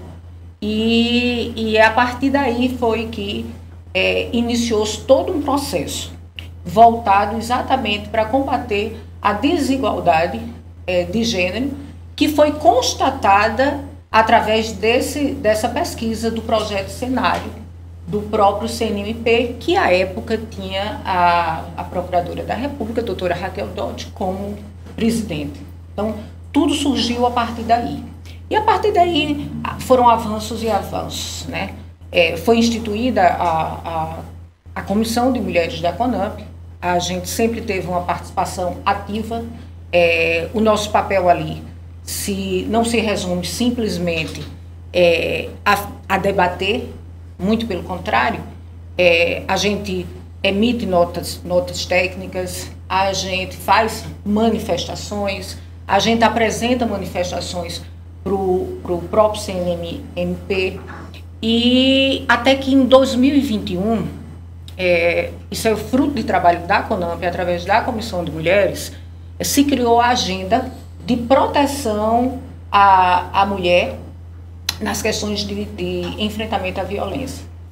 E aí levamos essa agenda, apresentamos à época a deputada Celine Leão, que à época era deputada federal e era quem coordenava a bancada feminina da Câmara, e entregamos essa agenda. E nessa agenda a gente já apontava, aliás, a gente se colocava à disposição para acompanhar tantos projetos de lei que tramitavam no Congresso Nacional em defesa da mulher, e também no Supremo Tribunal Federal. Sim. E aí, a partir daí, inclusive o Estatuto da Vítima, ela foi fruto de uma participação ativa nossa e que estava pautada nessa agenda que foi entregue, dentre outras muitas atuações nossas. Então, a partir dessa agenda eu digo assim, que foi um pontapé inicial para que conseguíssemos avançar e, consequentemente, atingir o que atingimos hoje. Muitas dos projetos de lei, como eu te disse, no caso e tantos outros, como no caso do Estatuto da Vítima, no próprio Conselho Nacional do Ministério Público também, em relação às resoluções. Isso, como exemplo, a resolução 250/2021, a 280/2022, que altera o dispositivo da 2021 e, consequentemente, dispõe sobre a questão do trabalho híbrido para gestantes, lactantes, tanto servidoras quanto membros. E com a alteração que houve, passou a incluir também pais, pai e mãe, e não só mais lactantes e gestantes, mas desses que se encontrassem em condição especial para aquilo. Então, nesse sentido, a gente tem avançado muito. E graças ao papel da Comissão de Mulheres, que graças tem sido ao papel muito importante, né, nesse aspecto. Nesse aspecto. Para você ter uma ideia, a gente participa também como amicus curiae. Tivemos um procedimento de controle administrativo que foi em relação à colega Letícia do Maranhão, onde ela já tinha um trabalho, ela tinha sido autorizada por ter um filho com espectro autista, e ela foi autorizada a ter o teletrabalho, o trabalho híbrido, melhor dizendo. E naquela época, ela estava acumulando com a função eleitoral. Logo em seguida, quando ela obteve esse direito, ela assumiu função eleitoral. E aí o Ministério Público lá entendeu que ela tinha que escolher, porque ela, para ficar na função eleitoral, ela tinha que deixar o trabalho híbrido. E aí ela entrou com esse procedimento lá, e na época, recordo bem, o relator era até o doutor Rogério Varela, o conselheiro Rogério Varela, à época, e entramos com o Amicus Curiae e obtivemos êxito. Inclusive, isso é precedente. Tornou-se precedente nos outros Ministérios Públicos, onde não impede que, estando em trabalho híbrido, você possa também, consequentemente, desempenhar uma função eleitoral. Participamos também como Amicus Curiae na arguição de descumprimento de preceito constitucional no STF, que tornou inconstitucional a legítima defesa da honra. Então, também tivemos uma participação ativa, e esses avanços é que eu reporto relevante. As PECs, os projetos de lei que a gente tem tramitando no Congresso Nacional hoje, todos são acompanhados de perto, isso no tocante a não só a equidade de gênero, mas no tocante à defesa da mulher, de direitos da mulher. E também não só na questão de enfrentamento a vítimas de violência doméstica. Não, mas tudo que é relacionado a direitos e garantias da mulher. Das mulheres, né? É um papel importantíssimo da CONAMP, né? Que vem de mulher, né? Que vem nesse enfrentamento, tanto nacional como estadual, né? Agora mesmo a gente você deve saber disso, a gente está com a PEC tramitando, que é a 164. Essa PEC, ela visa tornar, extinguir os abortos nos casos em que a lei autoriza. A gente está elaborando nota técnica para isso, por ser inconstitucional, ferir o princípio da dignidade da pessoa humana, e a gente, quando elabora essa nossa nota técnica, a gente passa para o Conselho Deliberativo da CONAMP, e aí, consequentemente, é apresentado no Congresso Nacional. É muito importante esse trabalho. Mas, voltando à origem lá, que eu acho interessante a gente ponderar aqui, desses números, né? Quando houve esse projeto de cenário, eu lembro que houve apresentação, a promotora responsável saiu apresentando isso em vários ministérios públicos, e isso foi apresentado para a gente também. E para a gente, aqui na Paraíba, a discrepância nunca foi muito grande, assim. É tipo 55, 45, 55% de homens, 45% de mulheres, ou 60% de homens, é alguma coisa assim, 57, 43, você fala algo assim, na instituição, de membros e membras, entre membros e membras. Mas existem outros ministérios públicos onde é muito maior a presença masculina, e aí os avanços femininos são bem menores, e a gente acha assim, no Nordeste a cultura é mais machista, no Nordeste as pessoas são mais resistentes. Não, quando você observa, quando você pega os ministérios públicos com histórico mais machista, eles estão mais para sul e sudeste.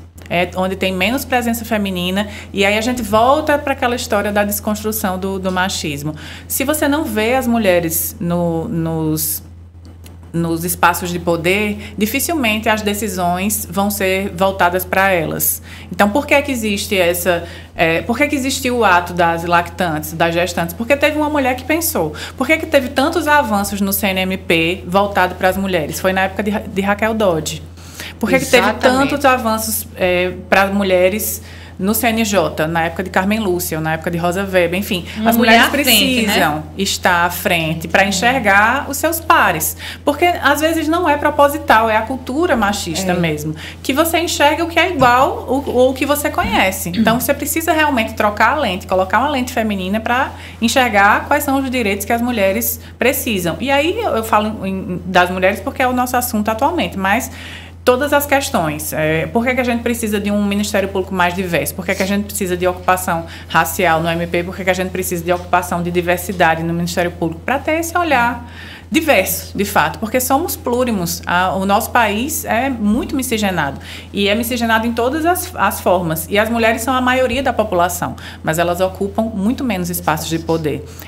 Não é isso? E a gente discute isso também no âmbito da comissão, tanto é que a gente tem dentro da comissão nós temos subcoordenações com temas específicos, como por exemplo, um deles é o racial, porque não se limita só à questão No início até que éramos. Quando a comissão foi instituída, ela visava apenas questão institucional, ligada a membros do Ministério Público.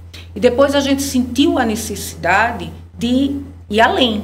E foi exatamente onde se elaborou essa agenda, que mostrando, indo além e mostrando o nosso lado também social, a preocupação com a mulher brasileira, e não só com membros, integrantes do Ministério Público Nacional. Quando você fala a questão exatamente de que a gente, aqui na Paraíba, a gente não tem uma desigualdade nos cargos assim, de gestão, de poder afrontosa, como há em outros estados, eu sempre faço questão de divulgar isso por onde eu passo, principalmente nas rodas onde se discute o tema. Porque nós aqui, apesar do estado ser muito pequeno, nós tivemos o quê? 2 procuradoras gerais de justiça, nós tivemos corregedoras gerais, quer dizer, os cargos mais importantes dentro de nossa instituição já foram ocupados por mulheres. E tem sido assim há muito tempo. Mas mesmo assim, se você observar, mesmo que a gente tenha 57% de homens e 43% de mulheres, é mais ou menos isso. A gente não teve 57% de homens procuradores gerais e 43% de mulheres. A gente presidente da associação. Né? Exatamente, aí eu ia chegar na associação também. Quantos presidentes homens e quantas presidentes mulheres? Que não tem, nunca teve. Sim. Você está dizendo, eu estou falando no avanço nesse sentido. Sim. Você está entendendo que a nossa situação, de certa forma, vanguarda. Eu acho que o Ministério Público da Paraíba, né, Anitta? Meninas, é de vanguarda. É de vanguarda. Eu sempre acreditei muito nisso. Inclusive, quando foi para ocupar cargos na instituição, eu sempre fui procurada. Os que eu recusei foi porque realmente eu não tinha condições de assumir. Eu sempre nos enxerguei assim como vanguardista. Quando eu via o Ministério Público de Pernambuco, o de São Paulo. Mas concordo com você, Eliana. Na proporção dada o nosso número de mulheres dentro da instituição, realmente. Às vezes por escolha, como foi no meu caso. Às vezes porque não se sente capaz, não sei. Mas eu acho... Mas a gente volta lá atrás para a história do machismo estrutural. A gente... São tantas questões. A gente tem jornada tripla, a gente tem que tomar conta da casa, dos filhos, tomar conta, entre aspas, do marido. A gente tem que saber como é que está tudo, se o filho está estudando, se o filho está comendo, se está indo não sei o quê. E o homem, estruturalmente falando, culturalmente falando, ele não se preocupa com isso. Então, ele é muito mais aberto e mais propenso a disputar os cargos de poder, porque o cérebro dele está focado só naquilo ali. Enquanto a gente tem que dar conta do resto todo. Ele não tem tripla jornada, né? Exato. Mas isso daí é importante também, porque eu já vi muitas colegas deixarem de assumir cargos na administração exatamente por dizer isso, eu não vou conseguir conciliar. Exato. Então, acho que a gente tem que ser exemplo. A gente é exemplo, na verdade, e a gente tem que passar isso, desmistificar isso. Que dá sim. Mas é por isso, assim, não será que a gente não teve 57% de homens e 43% de mulheres PGJs? Será que porque as mulheres não eram capazes ou porque elas não foram incentivadas desde sempre? Né? Ou porque elas não tiveram terreno? Não, por isso que a gente tem que trabalhar não tiveram isso. terreno. Porque nós somos capazes tanto quanto Exato. os homens, né? Exato. Assumir qualquer tipo de cargo.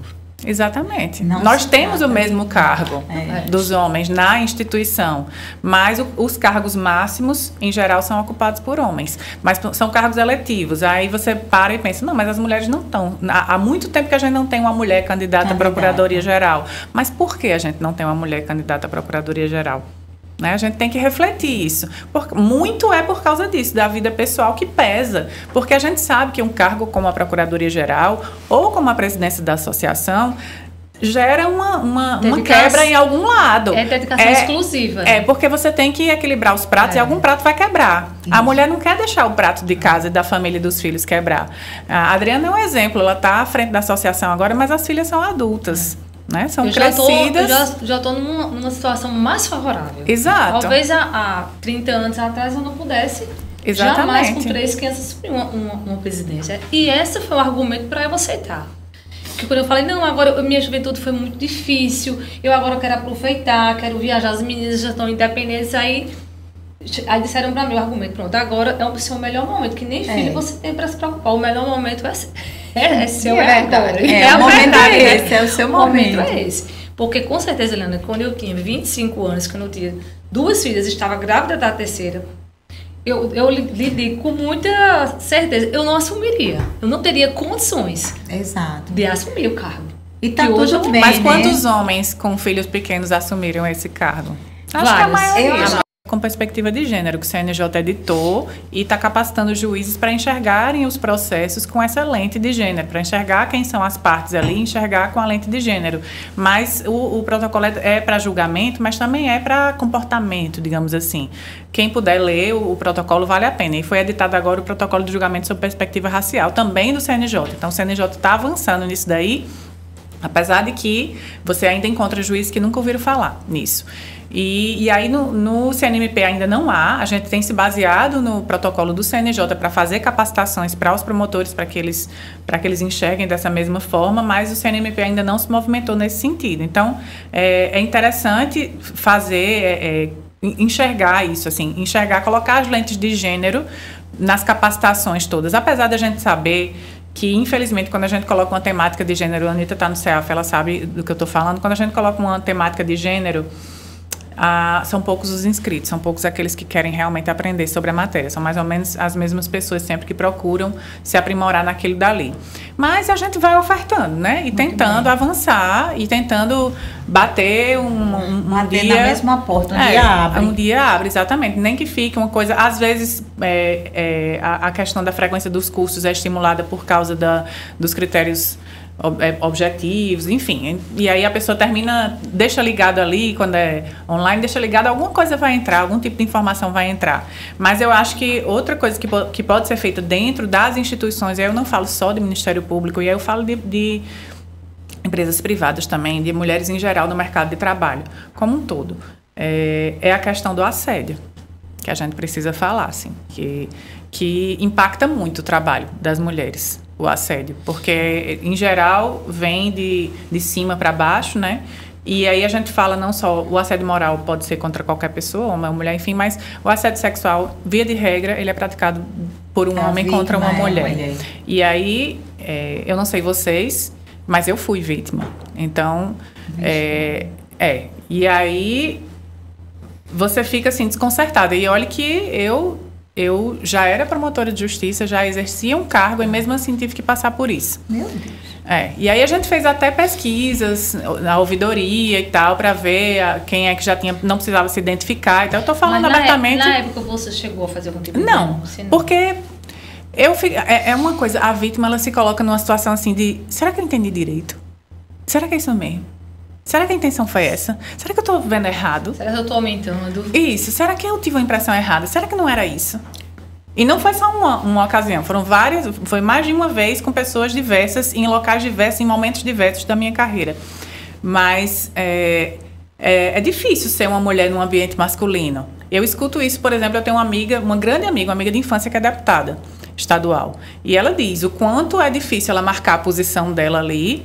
E ela, inclusive, a gente fez um evento sobre o protocolo de julgamento com perspectiva de gênero, ela foi uma das palestrantes, e ela falou porque ela foi a primeira vítima reconhecida pelo TRE aqui como vítima de violência de gênero eleitoral, como vítima de violência de gênero eleitoral porque ela falando, discursando e tal, e aí ela foi vítima de ataques nas redes sociais dizendo que ela não era para ela estar ali, ela vendia muito melhor se ela estivesse falando de cabelo, de maquiagem, enfim, não sei o quê.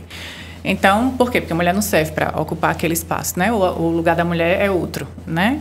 Então, assim, são muitas coisas. A gente precisa de representantes eleitorais para que haja a visão diferente. E a gente precisa garantir um ambiente seguro para as mulheres também. É isso, que se você vê a pesquisa que foi feita, que foi formulada pela Ouvidoria da Mulher com o Núcleo de Gênero, a gente fez em conjunto, a gente avaliou as respostas, não tem identificação das pessoas, eu não sei quem foi que respondeu, eu estou me identificando como uma das que respondeu, mas, enfim, não era para a pessoa se identificar.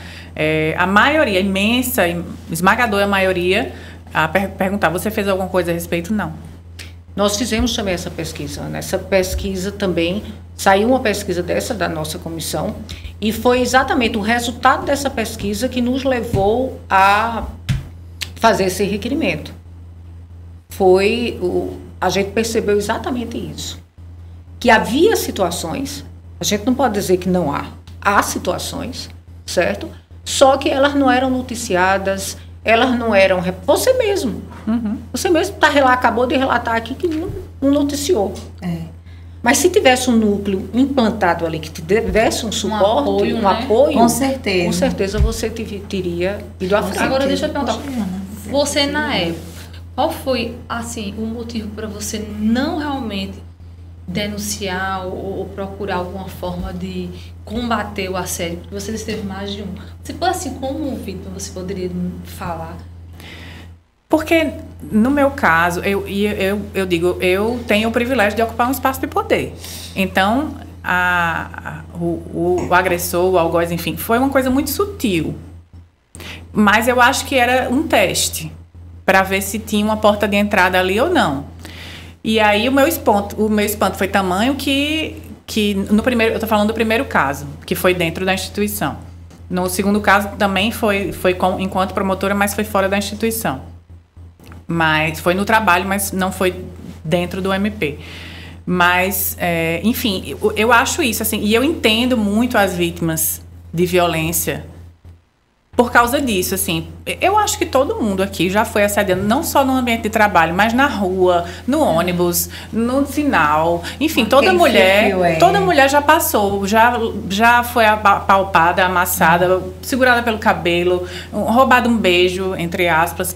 Hoje que tudo isso é importunação sexual, mas na época não era. Era normal a pessoa passar e o homem segurar a pessoa pelo cabelo. Enfim, eu sempre tive raiva disso. Mas, enfim, essa normalização da cultura, do patriarcado e do machismo, e da gente achar que a culpa é nossa. Eu ia dizer exatamente isso. A velha e boa frase que a gente escuta dentro da nossa mente. Eu acho que eu fui a culpada, eu acho que eu dei motivo.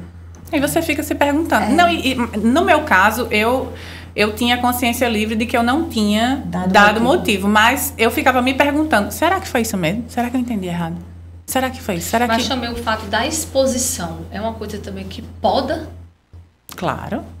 Também tem isso. Claro, né? E eu era, no meu caso específico, né? Dentro do Ministério Público, eu era recém-chegada. Eu estava chegando na casa, eu estava ainda conhecendo o terreno. E as pessoas eram muito conhecidas. E aí, quem era eu para denunciar?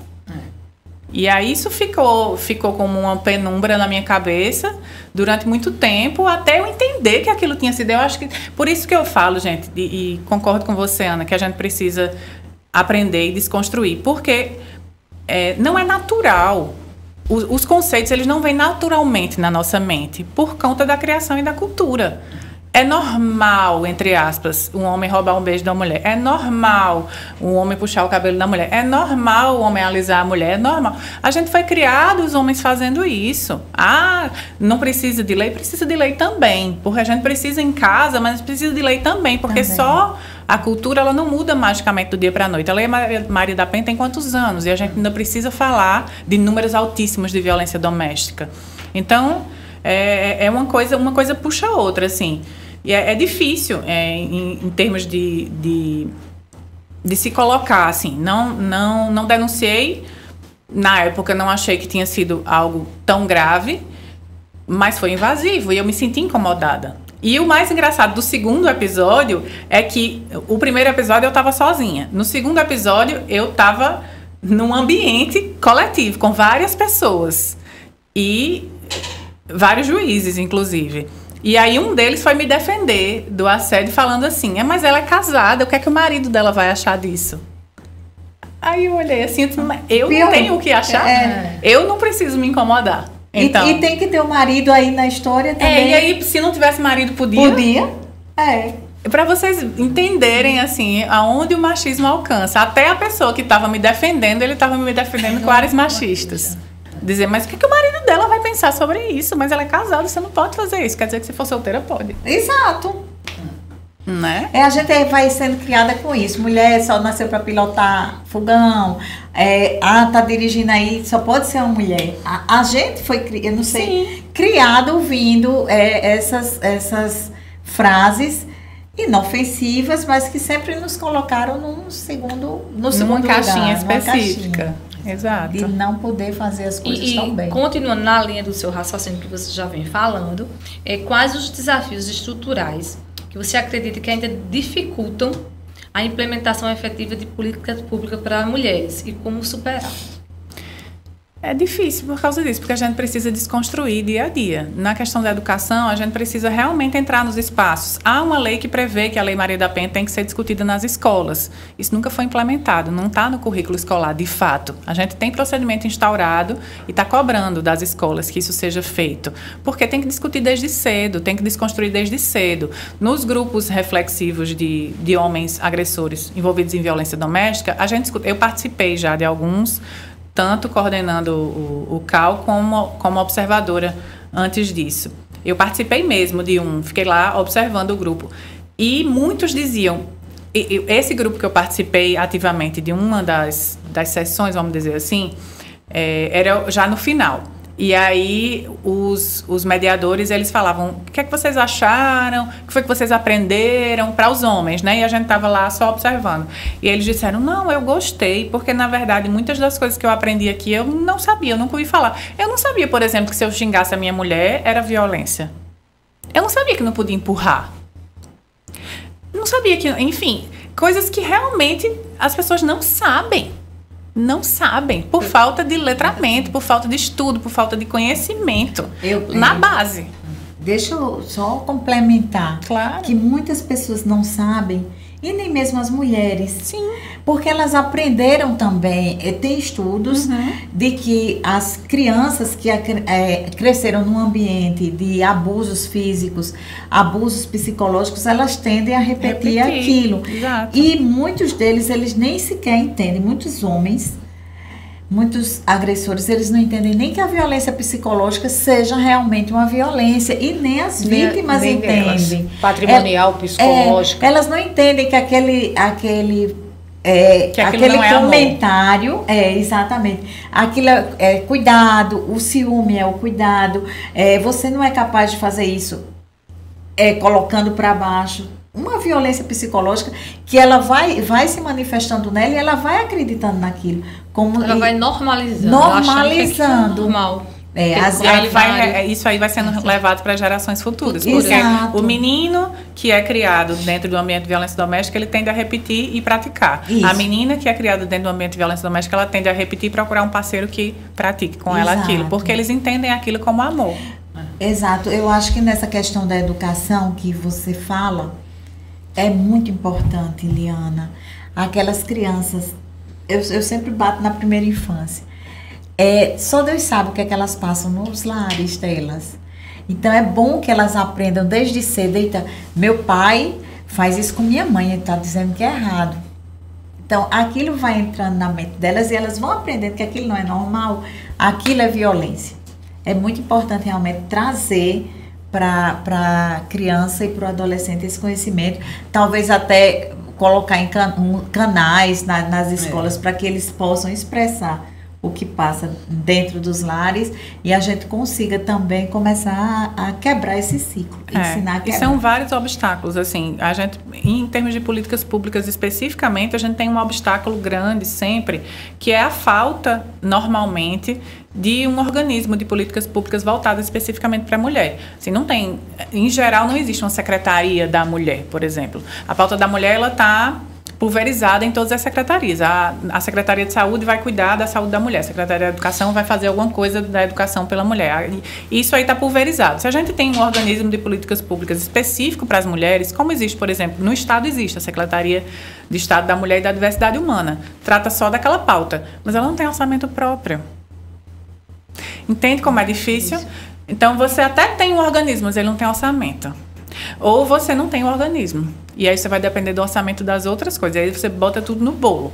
E aí quando você parte a fatia do bolo é bem pequenininha. A fatia do bolo da saúde vai sobrar só para o Outubro Rosa, por exemplo. Né? Então, é difícil porque é macro. Não é uma coisa só. Mas a gente, enquanto Ministério Público, tem um papel muito forte para combater e desconstruir a cada dia, dentro das nossas casas, dentro das nossas mentes e no nosso trabalho também, enquanto promotores e promotoras. Isso aí. Anitta, como a união entre as mulheres dentro do movimento associativo pode impulsionar mudanças concretas no Ministério Público? Essa pergunta, Adriana, ela só tem praticamente uma resposta. É necessária essa união. É como diz o ditado, uma durinha só não faz verão. Então, quando eu digo a você que a gente avançou de 2017 para cá, a gente avançou porque teve primeiro um movimento a nível nacional, uma participação grande de promotoras e procuradoras discutindo o tema. O Congresso CONAMP Mulher, que já conseguimos fazer 1, 2, vamos para o terceiro, é o maior evento que temos, de mulheres tratando sobre o tema. E é fantástico. Pois é, quer dizer, essa união, ela só é necessária para que possamos cada vez mais conseguir políticas públicas, para que a gente possa participar efetivamente, acompanhar projetos legislativos, implementar ações. E estar vigilando para nossas pautas, né? Com certeza. Exatamente. Vamos lá para a última de Ana Maria. Não sei se eu te perguntei essa, Ana. Você acredita que a responsabilidade do cuidado ainda recai? Eu já te perguntei essa. Já foi debatida entre nós. Foi, né? Foi. Que eu acho que uma pergunta estava está muito ligada à outra, né? Aqui também. Como você avalia a evolução da participação feminina em cargos de liderança no Ministério Público? Exatamente como a Anitta conversou aí. Desde 2018 nós tivemos um grande debate, não apenas a nível nacional, internamente também. E de lá para cá, muita coisa mudou, mas precisa mudar, ainda precisamos avançar um pouco mais. Sendo construído, sendo debatido, como eu já disse aqui, trazendo os homens para o nosso lado, vendo que nós não estamos competindo, nós estamos unidos e irmanados, temos as mesmas condições, a mesma competência e os mesmos méritos. Embora eu entenda que cargos de liderança, independentemente de ser homem ou mulher, tem que ter mérito, a gente deve mostrar que o nosso mérito existe. E fazer com que isso cresça e evolua. Eu vejo assim que a gente precisa avançar um pouco mais nisso. Pulsar no coração das mulheres o desejo de estarem também presentes. Porque quando a gente se coloca, por exemplo, eu coloquei meu nome para candidatura à associação.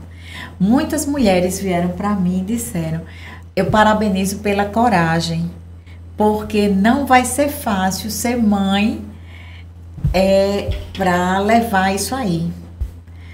Muitas elas não se dispõem, sabe? Uhum. Por causa das muitas missões, como a gente foi debatido aqui. Elas realmente escolhem continuar no cargo, não querem se envolver. Na zona de conforto. Na zona de conforto, elas não querem sair disso porque elas têm outras prioridades. E também, por isso que eu digo, também levar para as mulheres como uma questão prioritária de conduzir, de dar um norte na nossa instituição também. O nosso olhar, ele geneticamente, biologicamente, é um olhar mais humano, assim, mais sensível a algumas pautas que muitas vezes é endurecido pelo olhar masculino. A gente tira pelas audiências que nós participamos em casos de violência doméstica, agressões sexuais, que ainda tem muitos homens que conduzem na dureza da lei, fazem perguntas muito agressivas, e quando nós vamos perguntar, enquanto mulheres, a gente tem outro olhar. A gente tem um olhar assim mais acolhedor. Então, eu acredito que é isso. Palpitar, fazer com que as mulheres também queiram, desejem. Mas veja bem, Ana, eu entendo quando você fala que as mulheres queiram, mas o meu ponto de vista é o seguinte: nós não somos desestimuladas a assumir determinada liderança. Eu vou ser bem sincera, quando meu nome surgiu para o consenso da presidência, eu recebi apoio, mas eu escutei muitas coisas. É porque eu sou uma mulher corajosa mesmo. Por quê? Eu já vinha né, com esse nome do consenso, e eu já vinha para substituir um homem, que foi Léo, e que fez uma grande gestão.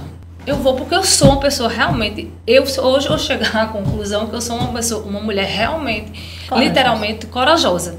Porque eu vim sabendo que não ia ser fácil para mim, na condição de mulher, na condição que não tinha uma mulher há muitos anos na presidência. Né? Todos os olhares para mim, mas eu realmente, eu vim serena, sabe, Liana? Não sei se eu acredito muito as coisas assim, na minha vida, as missões chegam e eu recebo. Inclusive, eu acho que hoje eu ser promotora de justiça é uma missão de Deus, porque eu não sei nem como que a proeza que eu consegui, minha gente, depois de eu passar 10 anos sem estudar, conseguir educar minhas filhas, colocar as meninas numa trilha de caminho, que as meninas hoje minhas filhas são brilhantes. Então, assim, conseguir educá-las no meio de uma separação e ter que depois tomar só os caminhos com elas, os caminhos da vida dela. Mas, assim, eu sempre tive essa força. Então, eu tenho certeza que hoje eu sou promotora de justiça porque Deus tinha essa missão na minha vida, para que eu, de alguma forma, eu contribuísse de melhor para a nossa sociedade. Eu acho que Deus tinha essa missão. Porque eu não sei como eu consegui passar com 3 crianças, né? Eu me lembro que minhas horas eram contadas para estudar. A Gardênia foi a minha companheira de estudo e a minha testemunha. Eu tinha horas contadas para estudar, porque eu tinha que me dividir. Na época eu não trabalhava nas tarefas das meninas, de ser dona de casa, meu papel dona de casa. E realmente eu digo, não, Deus tinha essa missão para mim. E quando chegou essa presidência, eu refleti muito. Né? Quando chegou o convite, inicialmente eu não queria pela zona do conforto. Eu digo, bem, minhas filhas estão crescidas, eu não tenho praticamente já estão encaminhadas, eu agora vou querer aproveitar o que não aproveitei na minha juventude, que foi difícil. Eu vou viajar, vou assistir Netflix, meu projeto de vida era esse. E veio esse negócio, né? Então, assim, e veio, como eu estou dizendo assim, eu não recebi os apoios, eu recebi apoio de pessoas que realmente que vê o seu potencial, que lhe conhece, que sabe que você... eu recebi muito apoio de várias, mas eu também recebi apoio de HD. Você vai... Olha a responsabilidade, você vai dizer assim, seu papel é difícil. Eu presenciei. Você presenciou, não foi, Ana? E eu sempre escutava mais bem serena. E eu sempre disse assim, não, eu vou fazer a minha parte, né? Não fico querendo me comparar com ele, vou dar o meu tom, né? O meu perfil, o meu toque feminino, né? Na associação, mas se fosse pela escuta que eu tive inicial, eu hoje não estaria aqui nesse podcast. É verdade. Bem. Eu gosto de uma charge, que acho que todo mundo aqui já viu, falando de meritocracia e outra falando em equidade. Falando em meritocracia, tem assim, tem a charge lá, porque vendo fica mais fácil do que narrando, mas enfim. A linha de chegada é a mesma para os dois, mas para um homem o caminho está livre, para a mulher tem um varal, um fogão, um não sei o quê, 3 meninos, não sei o que lá. Então, assim, a sua vida é um exemplo, a sua vida é um exemplo de que será que foi o mesmo caminho que você trilhou para passar no concurso do que um homem que não tinha filhos, ou até que fosse seu marido, mas ele dividia as tarefas com você assim, as suas horas eram contadas que você tinha que fazer a tarefa, fazer, enfim, você tinha aquela jornada que a gente já discutiu, que a gente sabe que é assim mesmo, mas é diferente o peso da cobrança, e é uma autocobrança também, porque é cultural também, essa autocobrança que a mulher tem que. Aí o peso é maior, o caminho não é o mesmo que a gente segue para chegar no mesmo lugar. O caminho não é o mesmo, é muito mais tortuoso para a gente do que para os homens para chegar. Esse é um fato da nossa cultura. Nosso peso é diferente. E aí eu entendo quando você fala que recebeu críticas femininas, porque de fato, culturalmente também, historicamente, a gente foi também criadas para brigar entre si, para dizer que mulher é desunida. Mulher desunida, mulher tudo desunida, mulher briga entre si, mulher não se entende e tal. E, historicamente, os homens são sempre amigos. Mas isso também é um instrumento de controle. Porque quando você reparte, quando você divide, você enfraquece. E aí, de fato, a gente tem que realmente tentar se unir, enxergar as diferenças, porque ninguém vai ter unanimidade, E ninguém vai respeitar, pensar né, igual. as diferenças. Sim.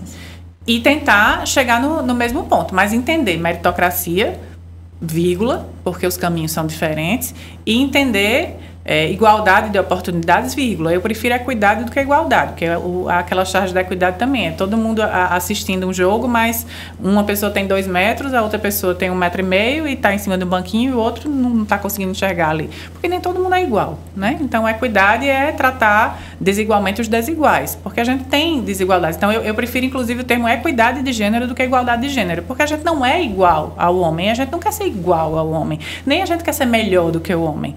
A gente quer ter o nosso espaço, que é devido. Só há 93 anos a gente tem direito a votar no Brasil. Isso é surreal. Completados ontem. Isso é surreal, minha gente. É surreal. De votar. E foi a duras penas que a gente conquistou isso. E ontem foram quantos anos? 93. 93 anos, né? Que a gente Exato, que a gente conquistou o direito a voto. E aí, a partir daí, que começamos a galgar os espaços de poder. Mas é uma desconstrução e uma construção de momentos, de dias, de épocas, de anos, enfim. Mas que a gente tem que seguir sempre. E aí, a gente tem que se colocar e a gente tem que ocupar os espaços. Agora, sabendo que, de fato, para a gente é mais difícil. Com certeza. Bem, chegamos ao final. Meninas, queria agradecer a Anitta, né, nossa representante aqui da Comissão de Mulheres da CONAMP, a Liana, né, pela luta que você, que não é de hoje, que você vem lutando pela equidade, né, a Ana Maria França, também pela sua história de vida, que é inspiradora. Obrigada. É realmente inspiradora, né, muito bonita. Muito. E dizer a vocês que esse espaço aqui criado pela nossa associação, né, que é o APMP Cast, é um espaço que a gente possa, né, dialogar, como a gente fez aqui hoje, e trocar ideias, para que a gente possa empoderar e inspirar outras mulheres, né, a conquistar o seu sonho.